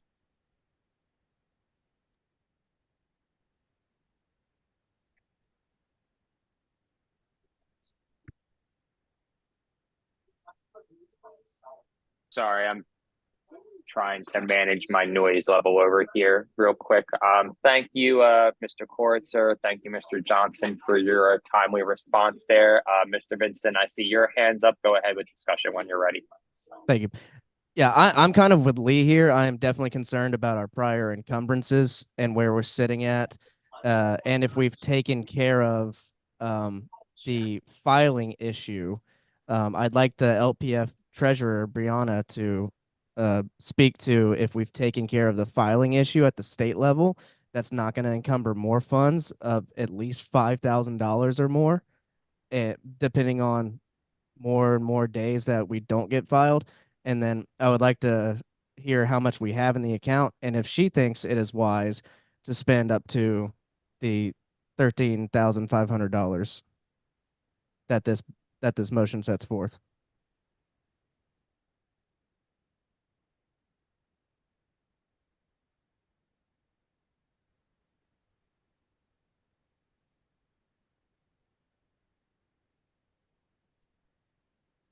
Is there a chair still on the call? Oh, I think She is. She's got her hand raised. Brianna. Brianna, you can go ahead when you're ready. Okay, can you hear me? Yep, we can hear you. I do not agree with the motion. I don't believe we have the funds to contribute to all of the candidates in the state of Florida. Nation Builder eats at a chunk of our cost, and we're not donating enough to really match funds at the moment. I'm sorry. So if we were to get more donations in and we do see a return, then of course, but especially since we're planning for another convention, it's not in the budget. So I'm sorry. All right. Thank you. There were Go ahead. two other parts to that as well. And what about the fine, the potential amount of money that's coming out from that, or have we resolved that with the state of Florida? I'll speak to that, Mr. Vincent, here real quick. So we reached out to the state of Florida. They've accepted our request for an appeal. I got a letter from the Secretary of State here stating that the next time they're going to be doing appeal appearances would be in August, and that we would get a letter of notice at least 2 weeks prior to the meeting or appeal time. So we are essentially, the state knows we're appealing and we are in limbo until that time, but I don't know to what you were speaking of the increase in additional fines there. It would either be we're paying we win our appeal and we pay less than the 5,000, or we lose our appeal and we pay the 5,000, to my knowledge. Is there anything else, Mr. Vincent? Because I have a plethora of hands up now. Yeah, what amount is in the bank account currently? Ms. Pacheco. The treasurer report. 27,901.82.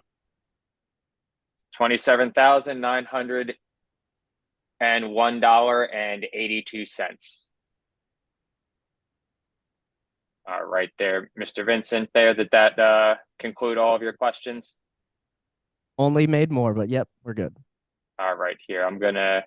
Alrighty there. So Mr. Thompson's hand was up here. He's chair for the Rules Committee, but I do have several EC members all with their hands up here. So Mr. Thompson, if you don't mind, I got Mr. Ferguson, Miss Johnson, Miss Cosma, and Mr. Johnson in that order here. Joey, when you're ready, you can go ahead with the floor. Thank you, Mr. Chair.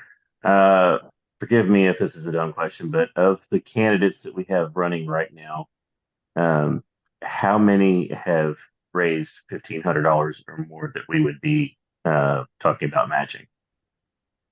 So my understanding is, Mr. Ferguson, and Mr. Johnson can correct me if I'm wrong, but there would be a email campaign set up that over a 48-hour period, any donations that were sent to the candidate through that link would be matched up to $1,500 for that candidate there.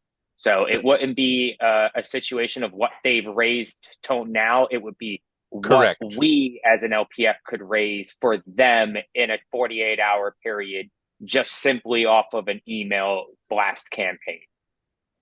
Correct. Thank you for clearing that up. And that is up to. It doesn't mean that they're going to run or raise $1,500 in that 48-hour period. Yes, we might put an email blast out for me and I might raise a whole $2, and then the LPF only has to match another 2 to get me to 4. So, that's just an example here. Ms. Cosma, I see your hands up if you'd like to go ahead.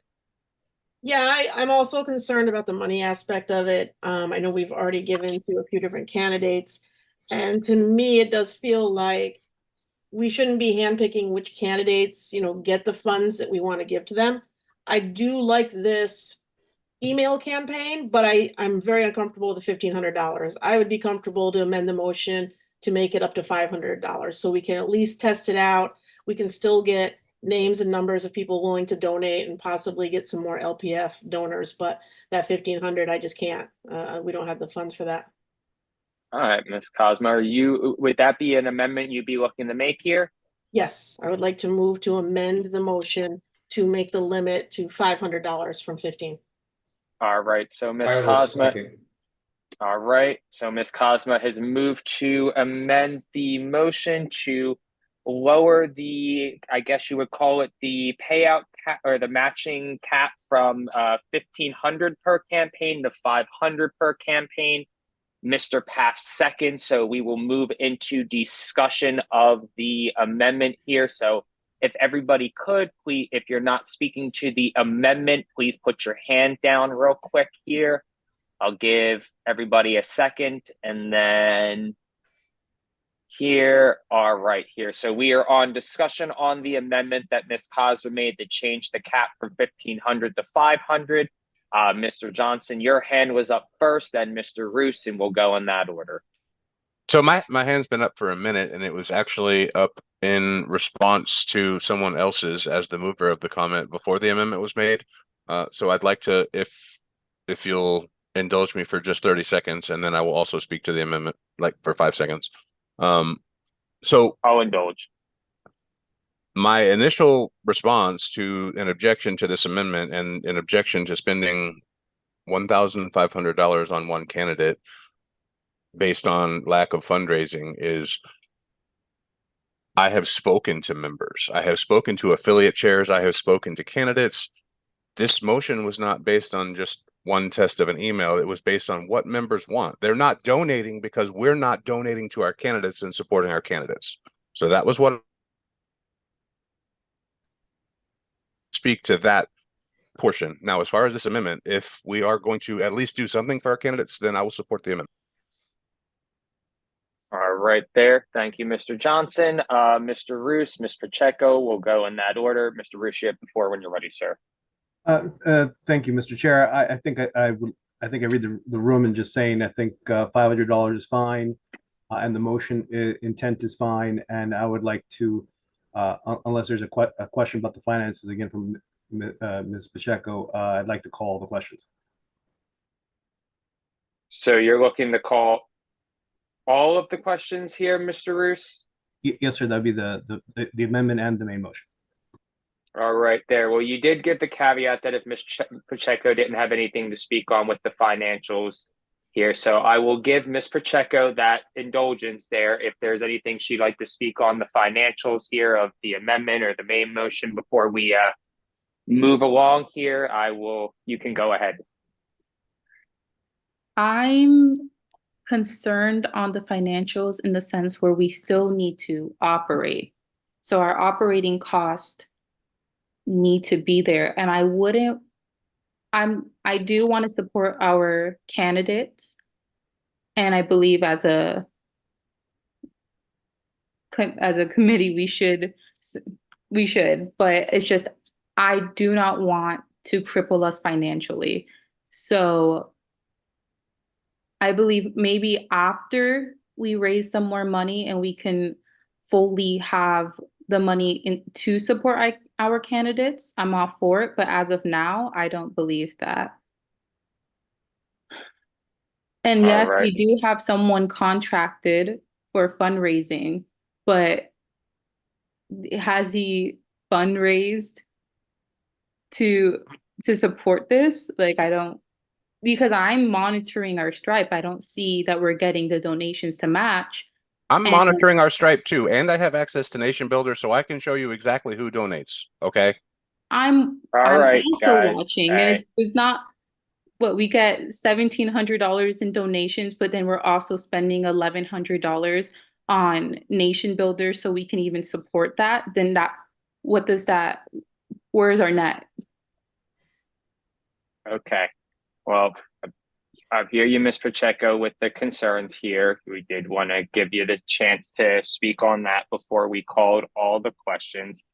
So real quick, let me pull out my handy dandy copy of Ronner just to make sure I'm doing a call all the questions properly here, because it has been a long while since I've had somebody call all of the questions on me at the same time.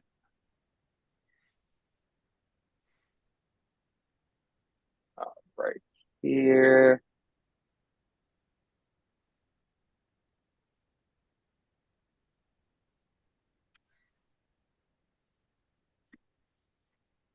Oh, alrighty here. So if I'm not mistaken, it's basically the kind of almost just a relay of voting on calling the question and then voting and then moving on to the next question to vote on here. Mr. Thompson, okay, he's shaking his head, so I got this right here. Thank you for indulging me for a minute to confer with Ronner here, guys. So essentially what we're going to do here is it needs a 2/3 vote to end discussion here, and then we would move into voting on the amendment, and then we would have another 2/3 vote to end discussion on that next question, and then vote on the main motion. Is that correct, Mr. Thompson? Close enough. Close enough. All right there. I like that. I like close enough here. All right, guys. So what we're doing first is we are voting to end discussion on the amendment here. That does require a 2/3 vote. If everybody can drop your hands at this time, since we are done discussion, I'm going to lower everybody. All right. Awesome. Y'all did it on your own here. So we're going to try this by a voice vote, but I have a funny feeling it's going to go to a roll call. So Ms. Gansky, be prepared for that here. But at this time here, all in favor of calling the question on the amendment, please say aye.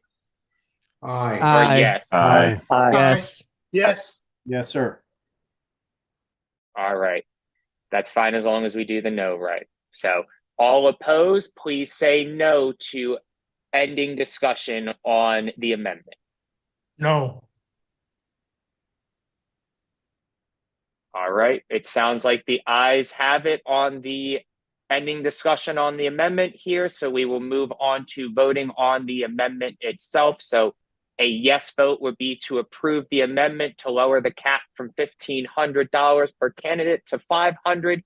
A no vote would be to keep it at the $1,500.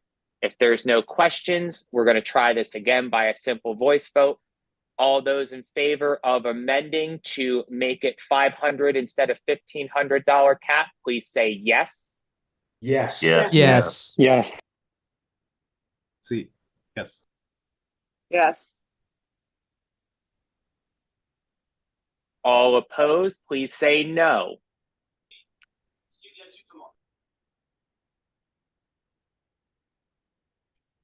All right. The yeses have it.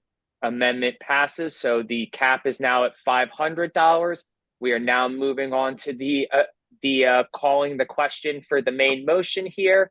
We need a 2/3 vote for that there, if I am not mistaken. Mr. Thompson, I see your hands up to correct me. Go ahead. The motion itself doesn't have the way that it's worded. If you read the exact text, it says statewide candidates. Mr. Johnson has indicated that it is for state, like Florida offices, and not for federal offices. Correct. I want to make sure that that's included in the notes when there's minutes for this, because the language itself in the motion is ambiguous. Yeah, I can polish that up. Okay, thank you. And I would just like to, as a point of information now, by taking out those two candidates in the reduction, it now makes the encumbrance on the party a maximum of $3,500, just for reference. So, moving along here. So we are now voting to call the question on the main motion, which is to approve a matching funds of up to $500 in an email blast for state level candidates here. Just to be clear, we are voting, this is just to go to state level candidates, not federal candidates here. So We're going to move to call the question first. It requires a 2/3 votes to pass. We're going to try this. Go ahead, Mr. Roos, I believe I heard. State level and lower. State level and lower. Yes, sir. My apologies. So state level and lower, no federal. Once again, 2/3 vote to call the question here. We're going to try this the easy way first, which is a simple voice vote here. So all in favor of calling the question, please say yes. Yes. Yes. Yes. Yes. Yes. All opposed, please say no. The yeses have it. We'll move on to voting on the main motion as amended, which is to approve to pay out the $500 to each candidate as a matching fund situation. A yes vote is to approve the matching funds. A no vote is to disapprove the matching funds. If there's no question on what we're voting on, we're going to try it again by a simple voice vote here. All in favor of those matching funds, please say aye. Yes. Aye. Aye. All opposed, please say no. No. No. All No. right. One last time. All right. That sounds like the aye/yays have it, or yeses have it. So congratulations. Motion passes. We are going to get that going as soon as Matt is ready here. The next item on the agenda would be titled or numbered motion 850. Give me a second here to get back to my main agenda. So that would be motion 835 at this point. It is titled Motion Calling on the LNC to Investigate Nomination Allegations. The mover is Mr. Roos from Region 14. Is there a second on this motion? I'll second. All right, Mr. Ferguson seconds there. All right, Mr. Roos, would you like to speak to your motion here? And then we can go into discussion from the rest of the EC. Yes, thank you, Mr. Chair. Just very briefly, this is a LNC problem that I believe has been caused by them, and they should be able to fix it for us. Where where there are some questions about if whether the legal procedures were followed to give us our nominees. We are reiterating in this motion that we basically we want to put our candidates, our nominees, on the ballot, but we're unsure as to the point of what happens if some enterprising person says out there, whether Republican or Democrat or some opposition out there goes to a court and says, this isn't legitimate and we want these people removed, and a judge that's against us actually goes against us. What happens to our ballot access? What happens to these kind of questions out there? And I believe the LNC has an obligation to us to answer this before we are placed in this position. We have some time. August 24th is a deadline for our submission. Obviously, we want to do that well before then. But this question we shouldn't have to be worried about this situation. So that's what that is. I appreciate any questions, and I return my time. All right, thank you, Mr. Roos. So with that, we will move into discussion here. I got Mr. Koritzer's hand up. Mr. Vincent will be after that. After that, it'll be Ms. McCulley here. So Mr. Koritzer, go ahead when you're ready, sir. Thank you. I'm aware of the concerns that Mr. Roos raised. However, this was, and I'm going to use the term lightly, litigated to death during the convention on Friday, to which Mr. Roos was not present, I may add, although he was a delegate who showed up for a short time on Saturday, I believe. He couldn't make it Friday. The convention delegates who control that final decision as to who gets seated or not voted, right, wrong, or indifferent. They voted to seat those delegates and to allow them to vote. Whether I voted for or against is moot at this point. What's important is it was the delegate's decision. You had to be there.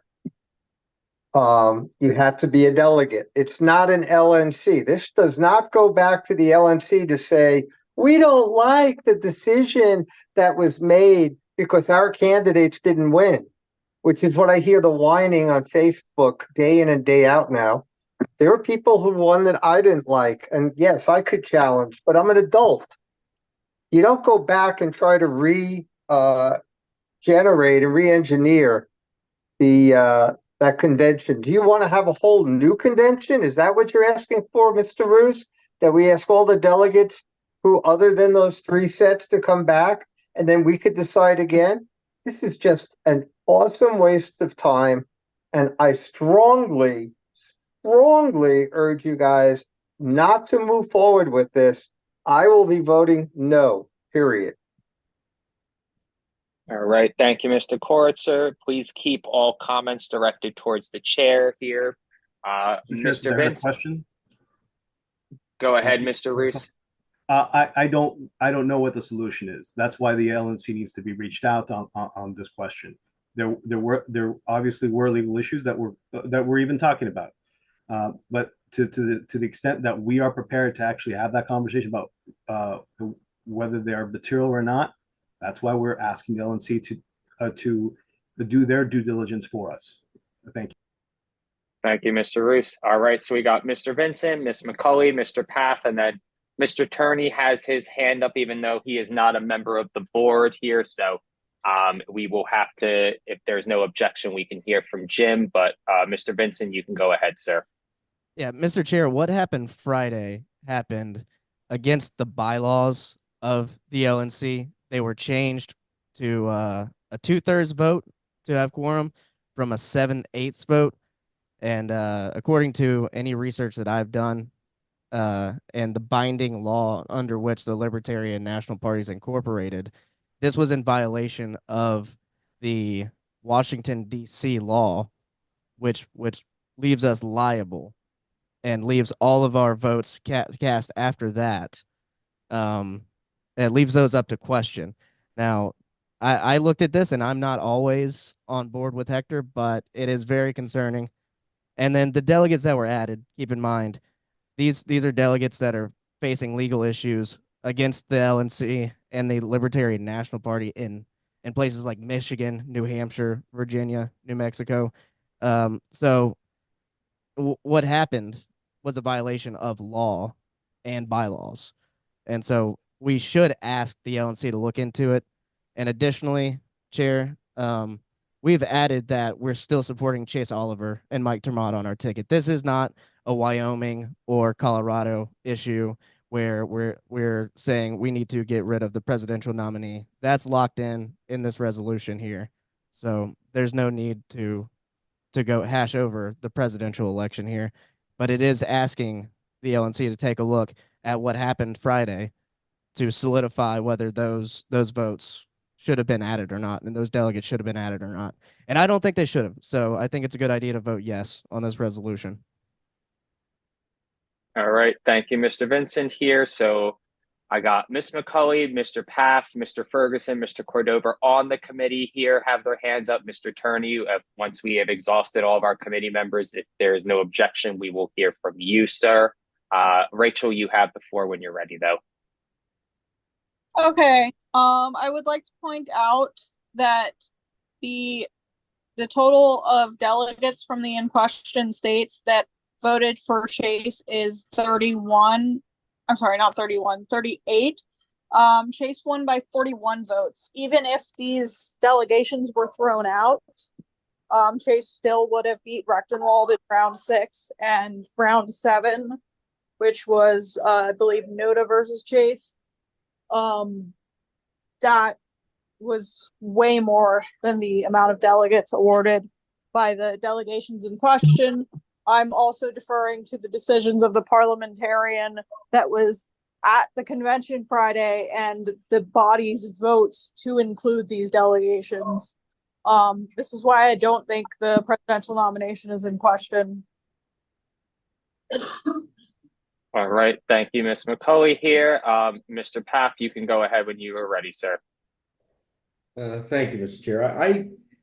What I'm understanding, and I got to say, the timing of this was, I got my email at like 6:02 p.m.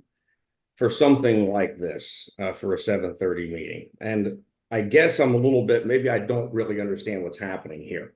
But from what I understand, we're concerned that there might have been illegal votes that were cast because of improprieties, and that because of that, we could be sued by somebody and invalidate some of the votes that were cast or somehow upend what the party did at convention.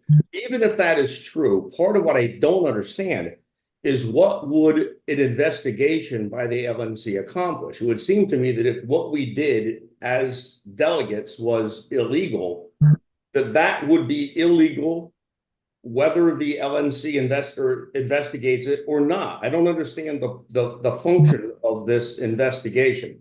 Two is we have members of the LNC on this very board. Why do we need the LPF to ask the LNC? Why is it that the LPF has to ask the LNC to conduct an investigation? If everything is so apparent that there is a problem, and if an investigation will actually yield some fruit, I would think the LNC would take it upon itself to conduct the investigation.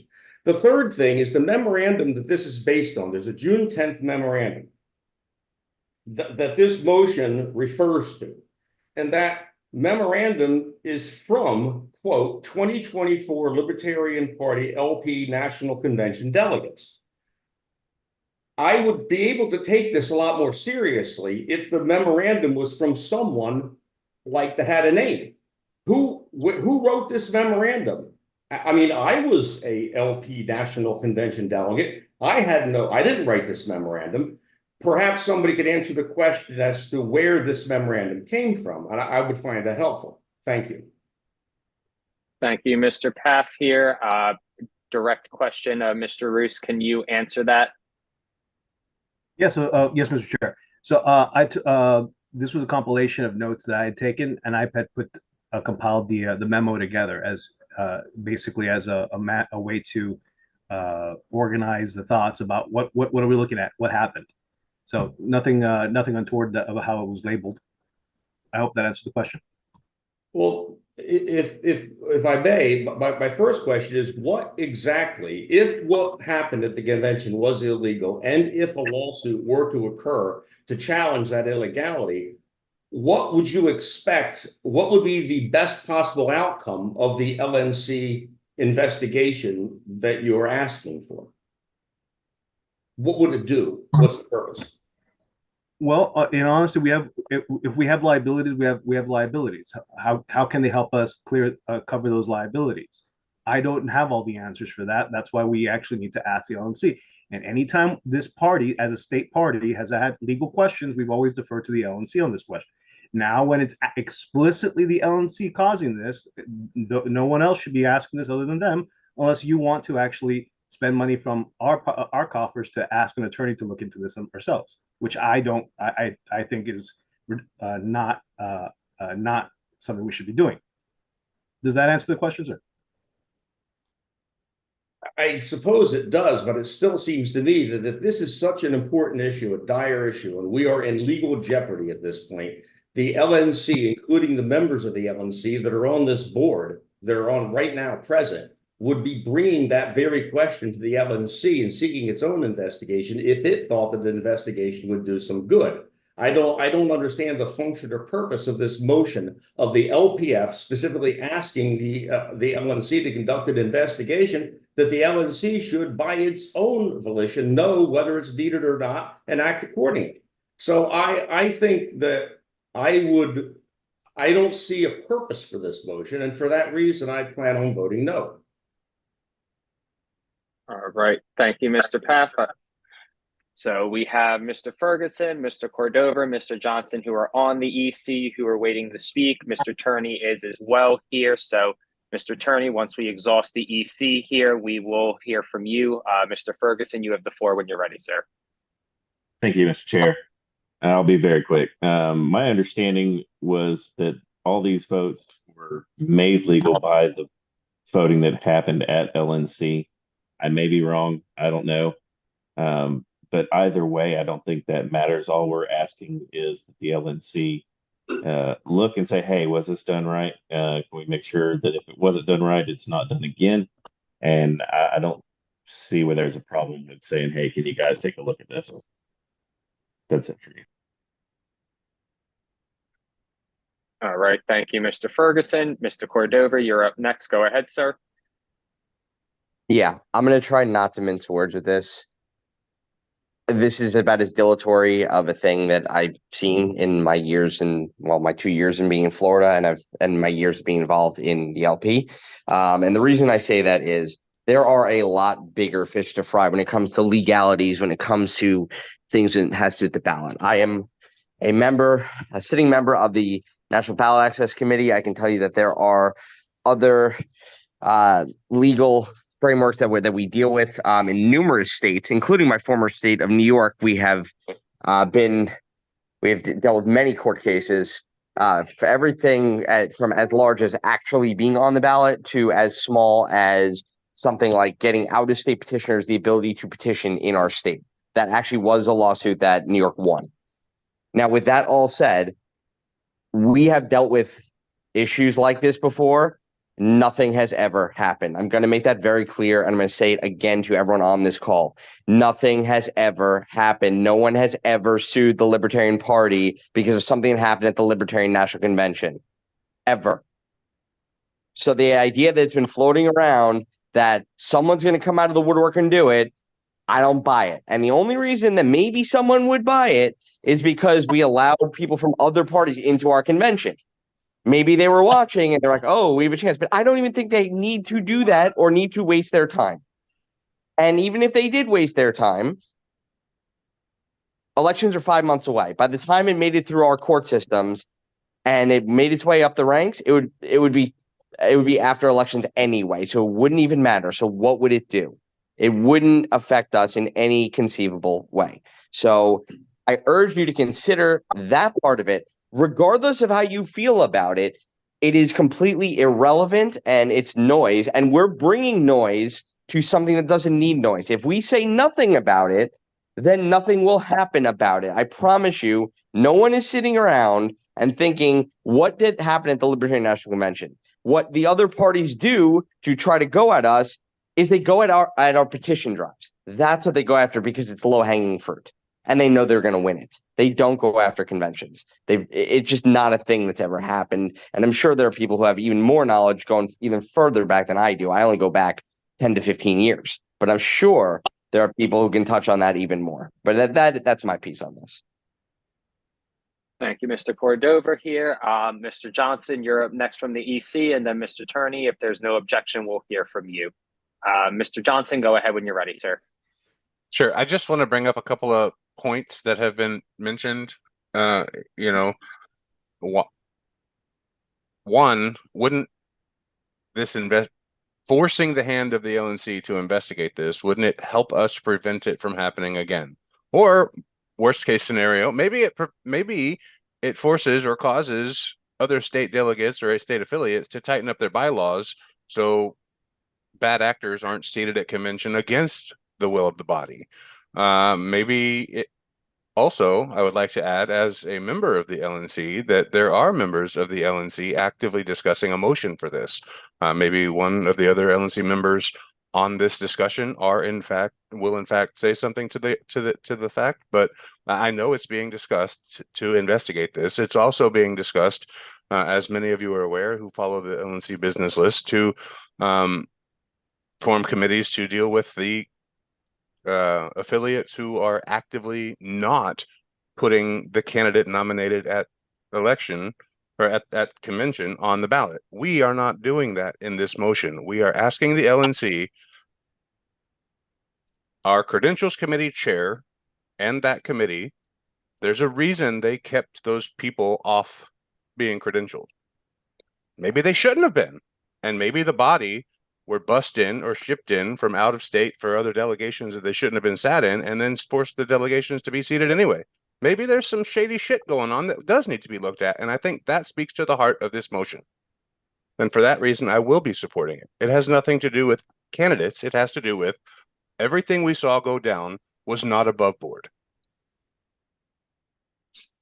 All right. Thank you, Mr. Johnson here. So Looking like we exhausted all of our EC discussion. I do have Mr. Turney's hands raised. He is a LPF member here. If there isn't any objection from the body, I will entertain hearing from Mr. Turney. I object. I just want to get this vote over with. All right, Ms. Cosmo objects here, so we'll move to a vote here.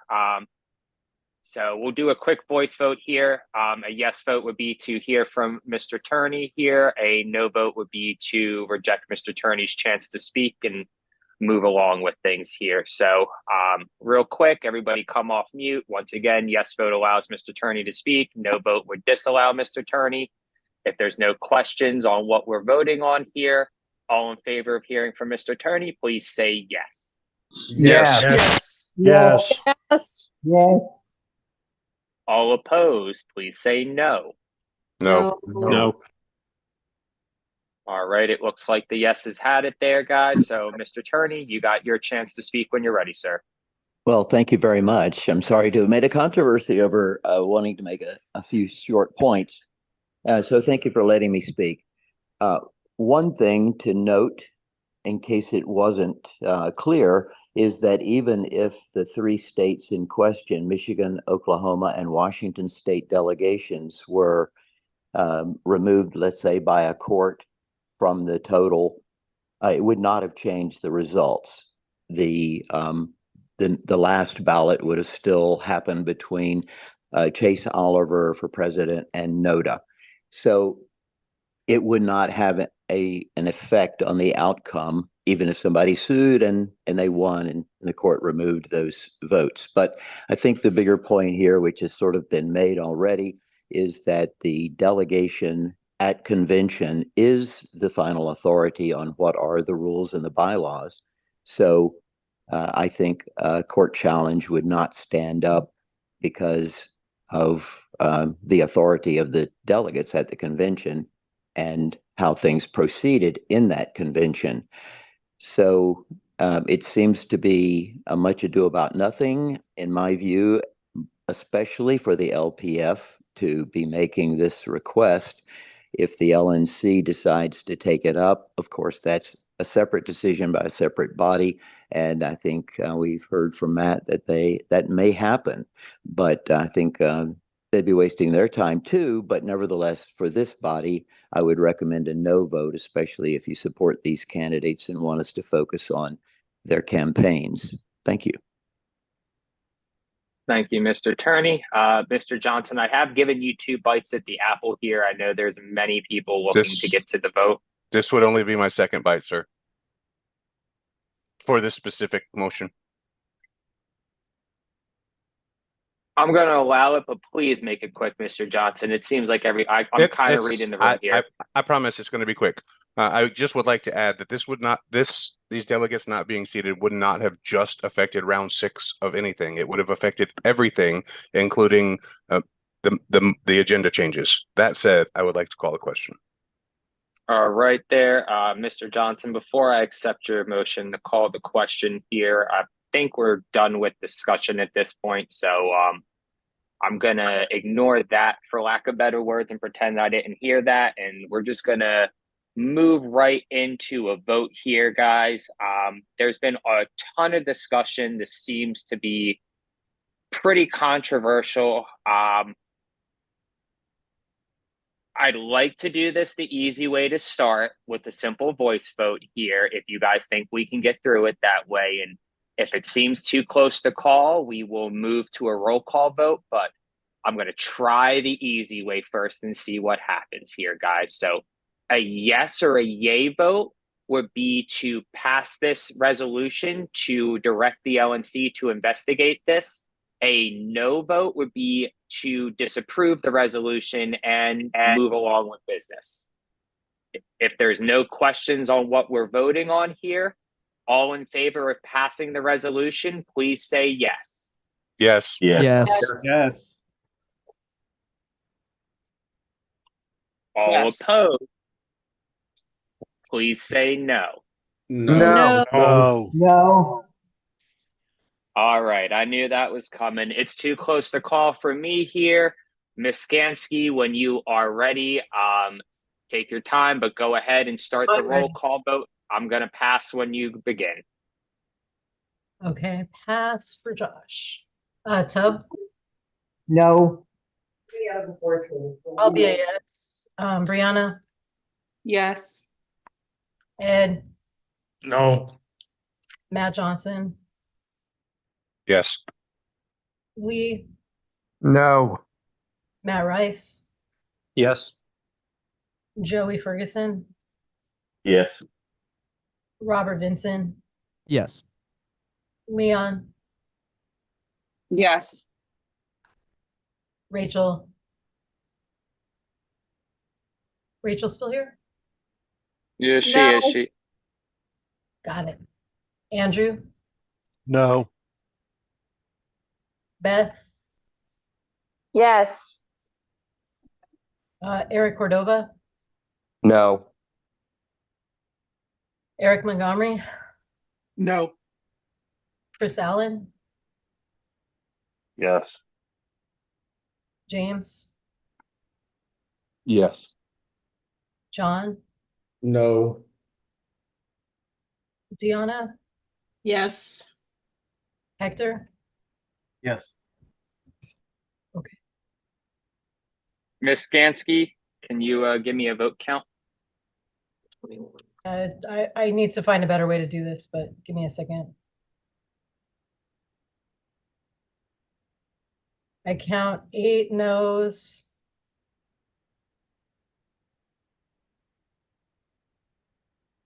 $12 yes. All right, if there's 12 yeses, that meets the minority to pass there. So the resolution passes with 12 votes there. The ayes have it, and we will be sending that email over to, I guess, the LNC chair, Angela, to look into this here. So congratulations. Motion passes to all of those who voted aye. I believe that with that, that concludes the end of new business here, guys. Let me Let me pull up my Adobe. Yep. So we are completed with new business. Item 14 on the agenda is notice that the next executive committee meeting will be held July 21st, 2024. Item 15 is announcements.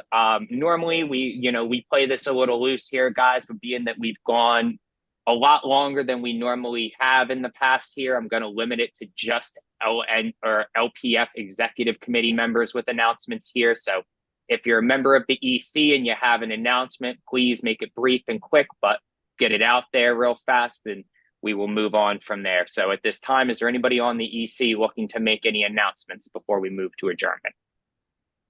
Ms. Johnson, go ahead when you're ready. I'm happy to say I have 4 candidates on the ballot for this election cycle. So visit, donate, everything you can do. Awesome. Thank you, Ms. Johnson. Mr. Vincent, go ahead when you're ready, sir. Yeah, I've been in talks with Zach Tatum up in Tennessee. He's helped out with Defend the Guard up there. And if anyone wants to help out with Defend the Guard specifically, I'd like to make you the head of that, the spearhead, so we can get that going. You'd be talking to a lot of veterans and a lot of those like moose lodges and things like that. So hit me up on Discord or send me an email, and then we'll get that done. Right. Thank you, Mr. Vincent here. Is there anybody else on the EC?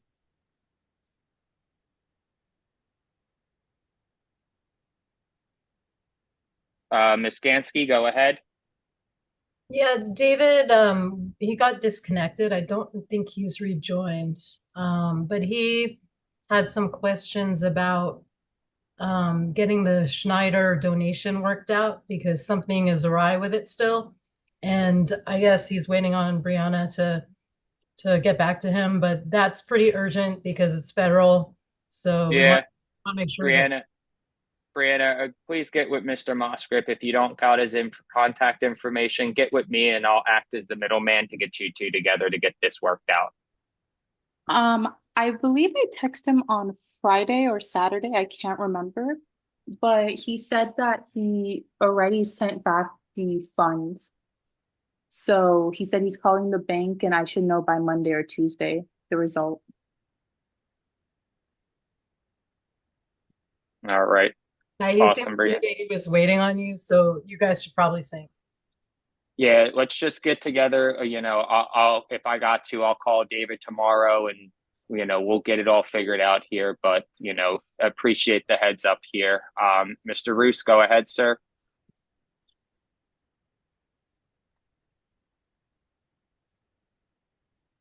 Mr. Roos. All Sorry, I right. had myself muted. I was saying Aaron Day is hosting a 100+ person workshops to talk about alternative currencies, particularly how to be free from the threat of central bank digital currencies, and he's looking to work together with possibly one of our affiliates anywhere in the state that could meet the requirements. The link for what type of event it is and requirements is in the chat. And I look forward to having more of these kind of people who will talk about alternative currencies, particularly like Bitcoin, and the threat of government oversight or regulation in this area as into the future. Thank you. Thank you, Mr. Roos. Is there any other EC member looking to make any announcements before we move to adjournment?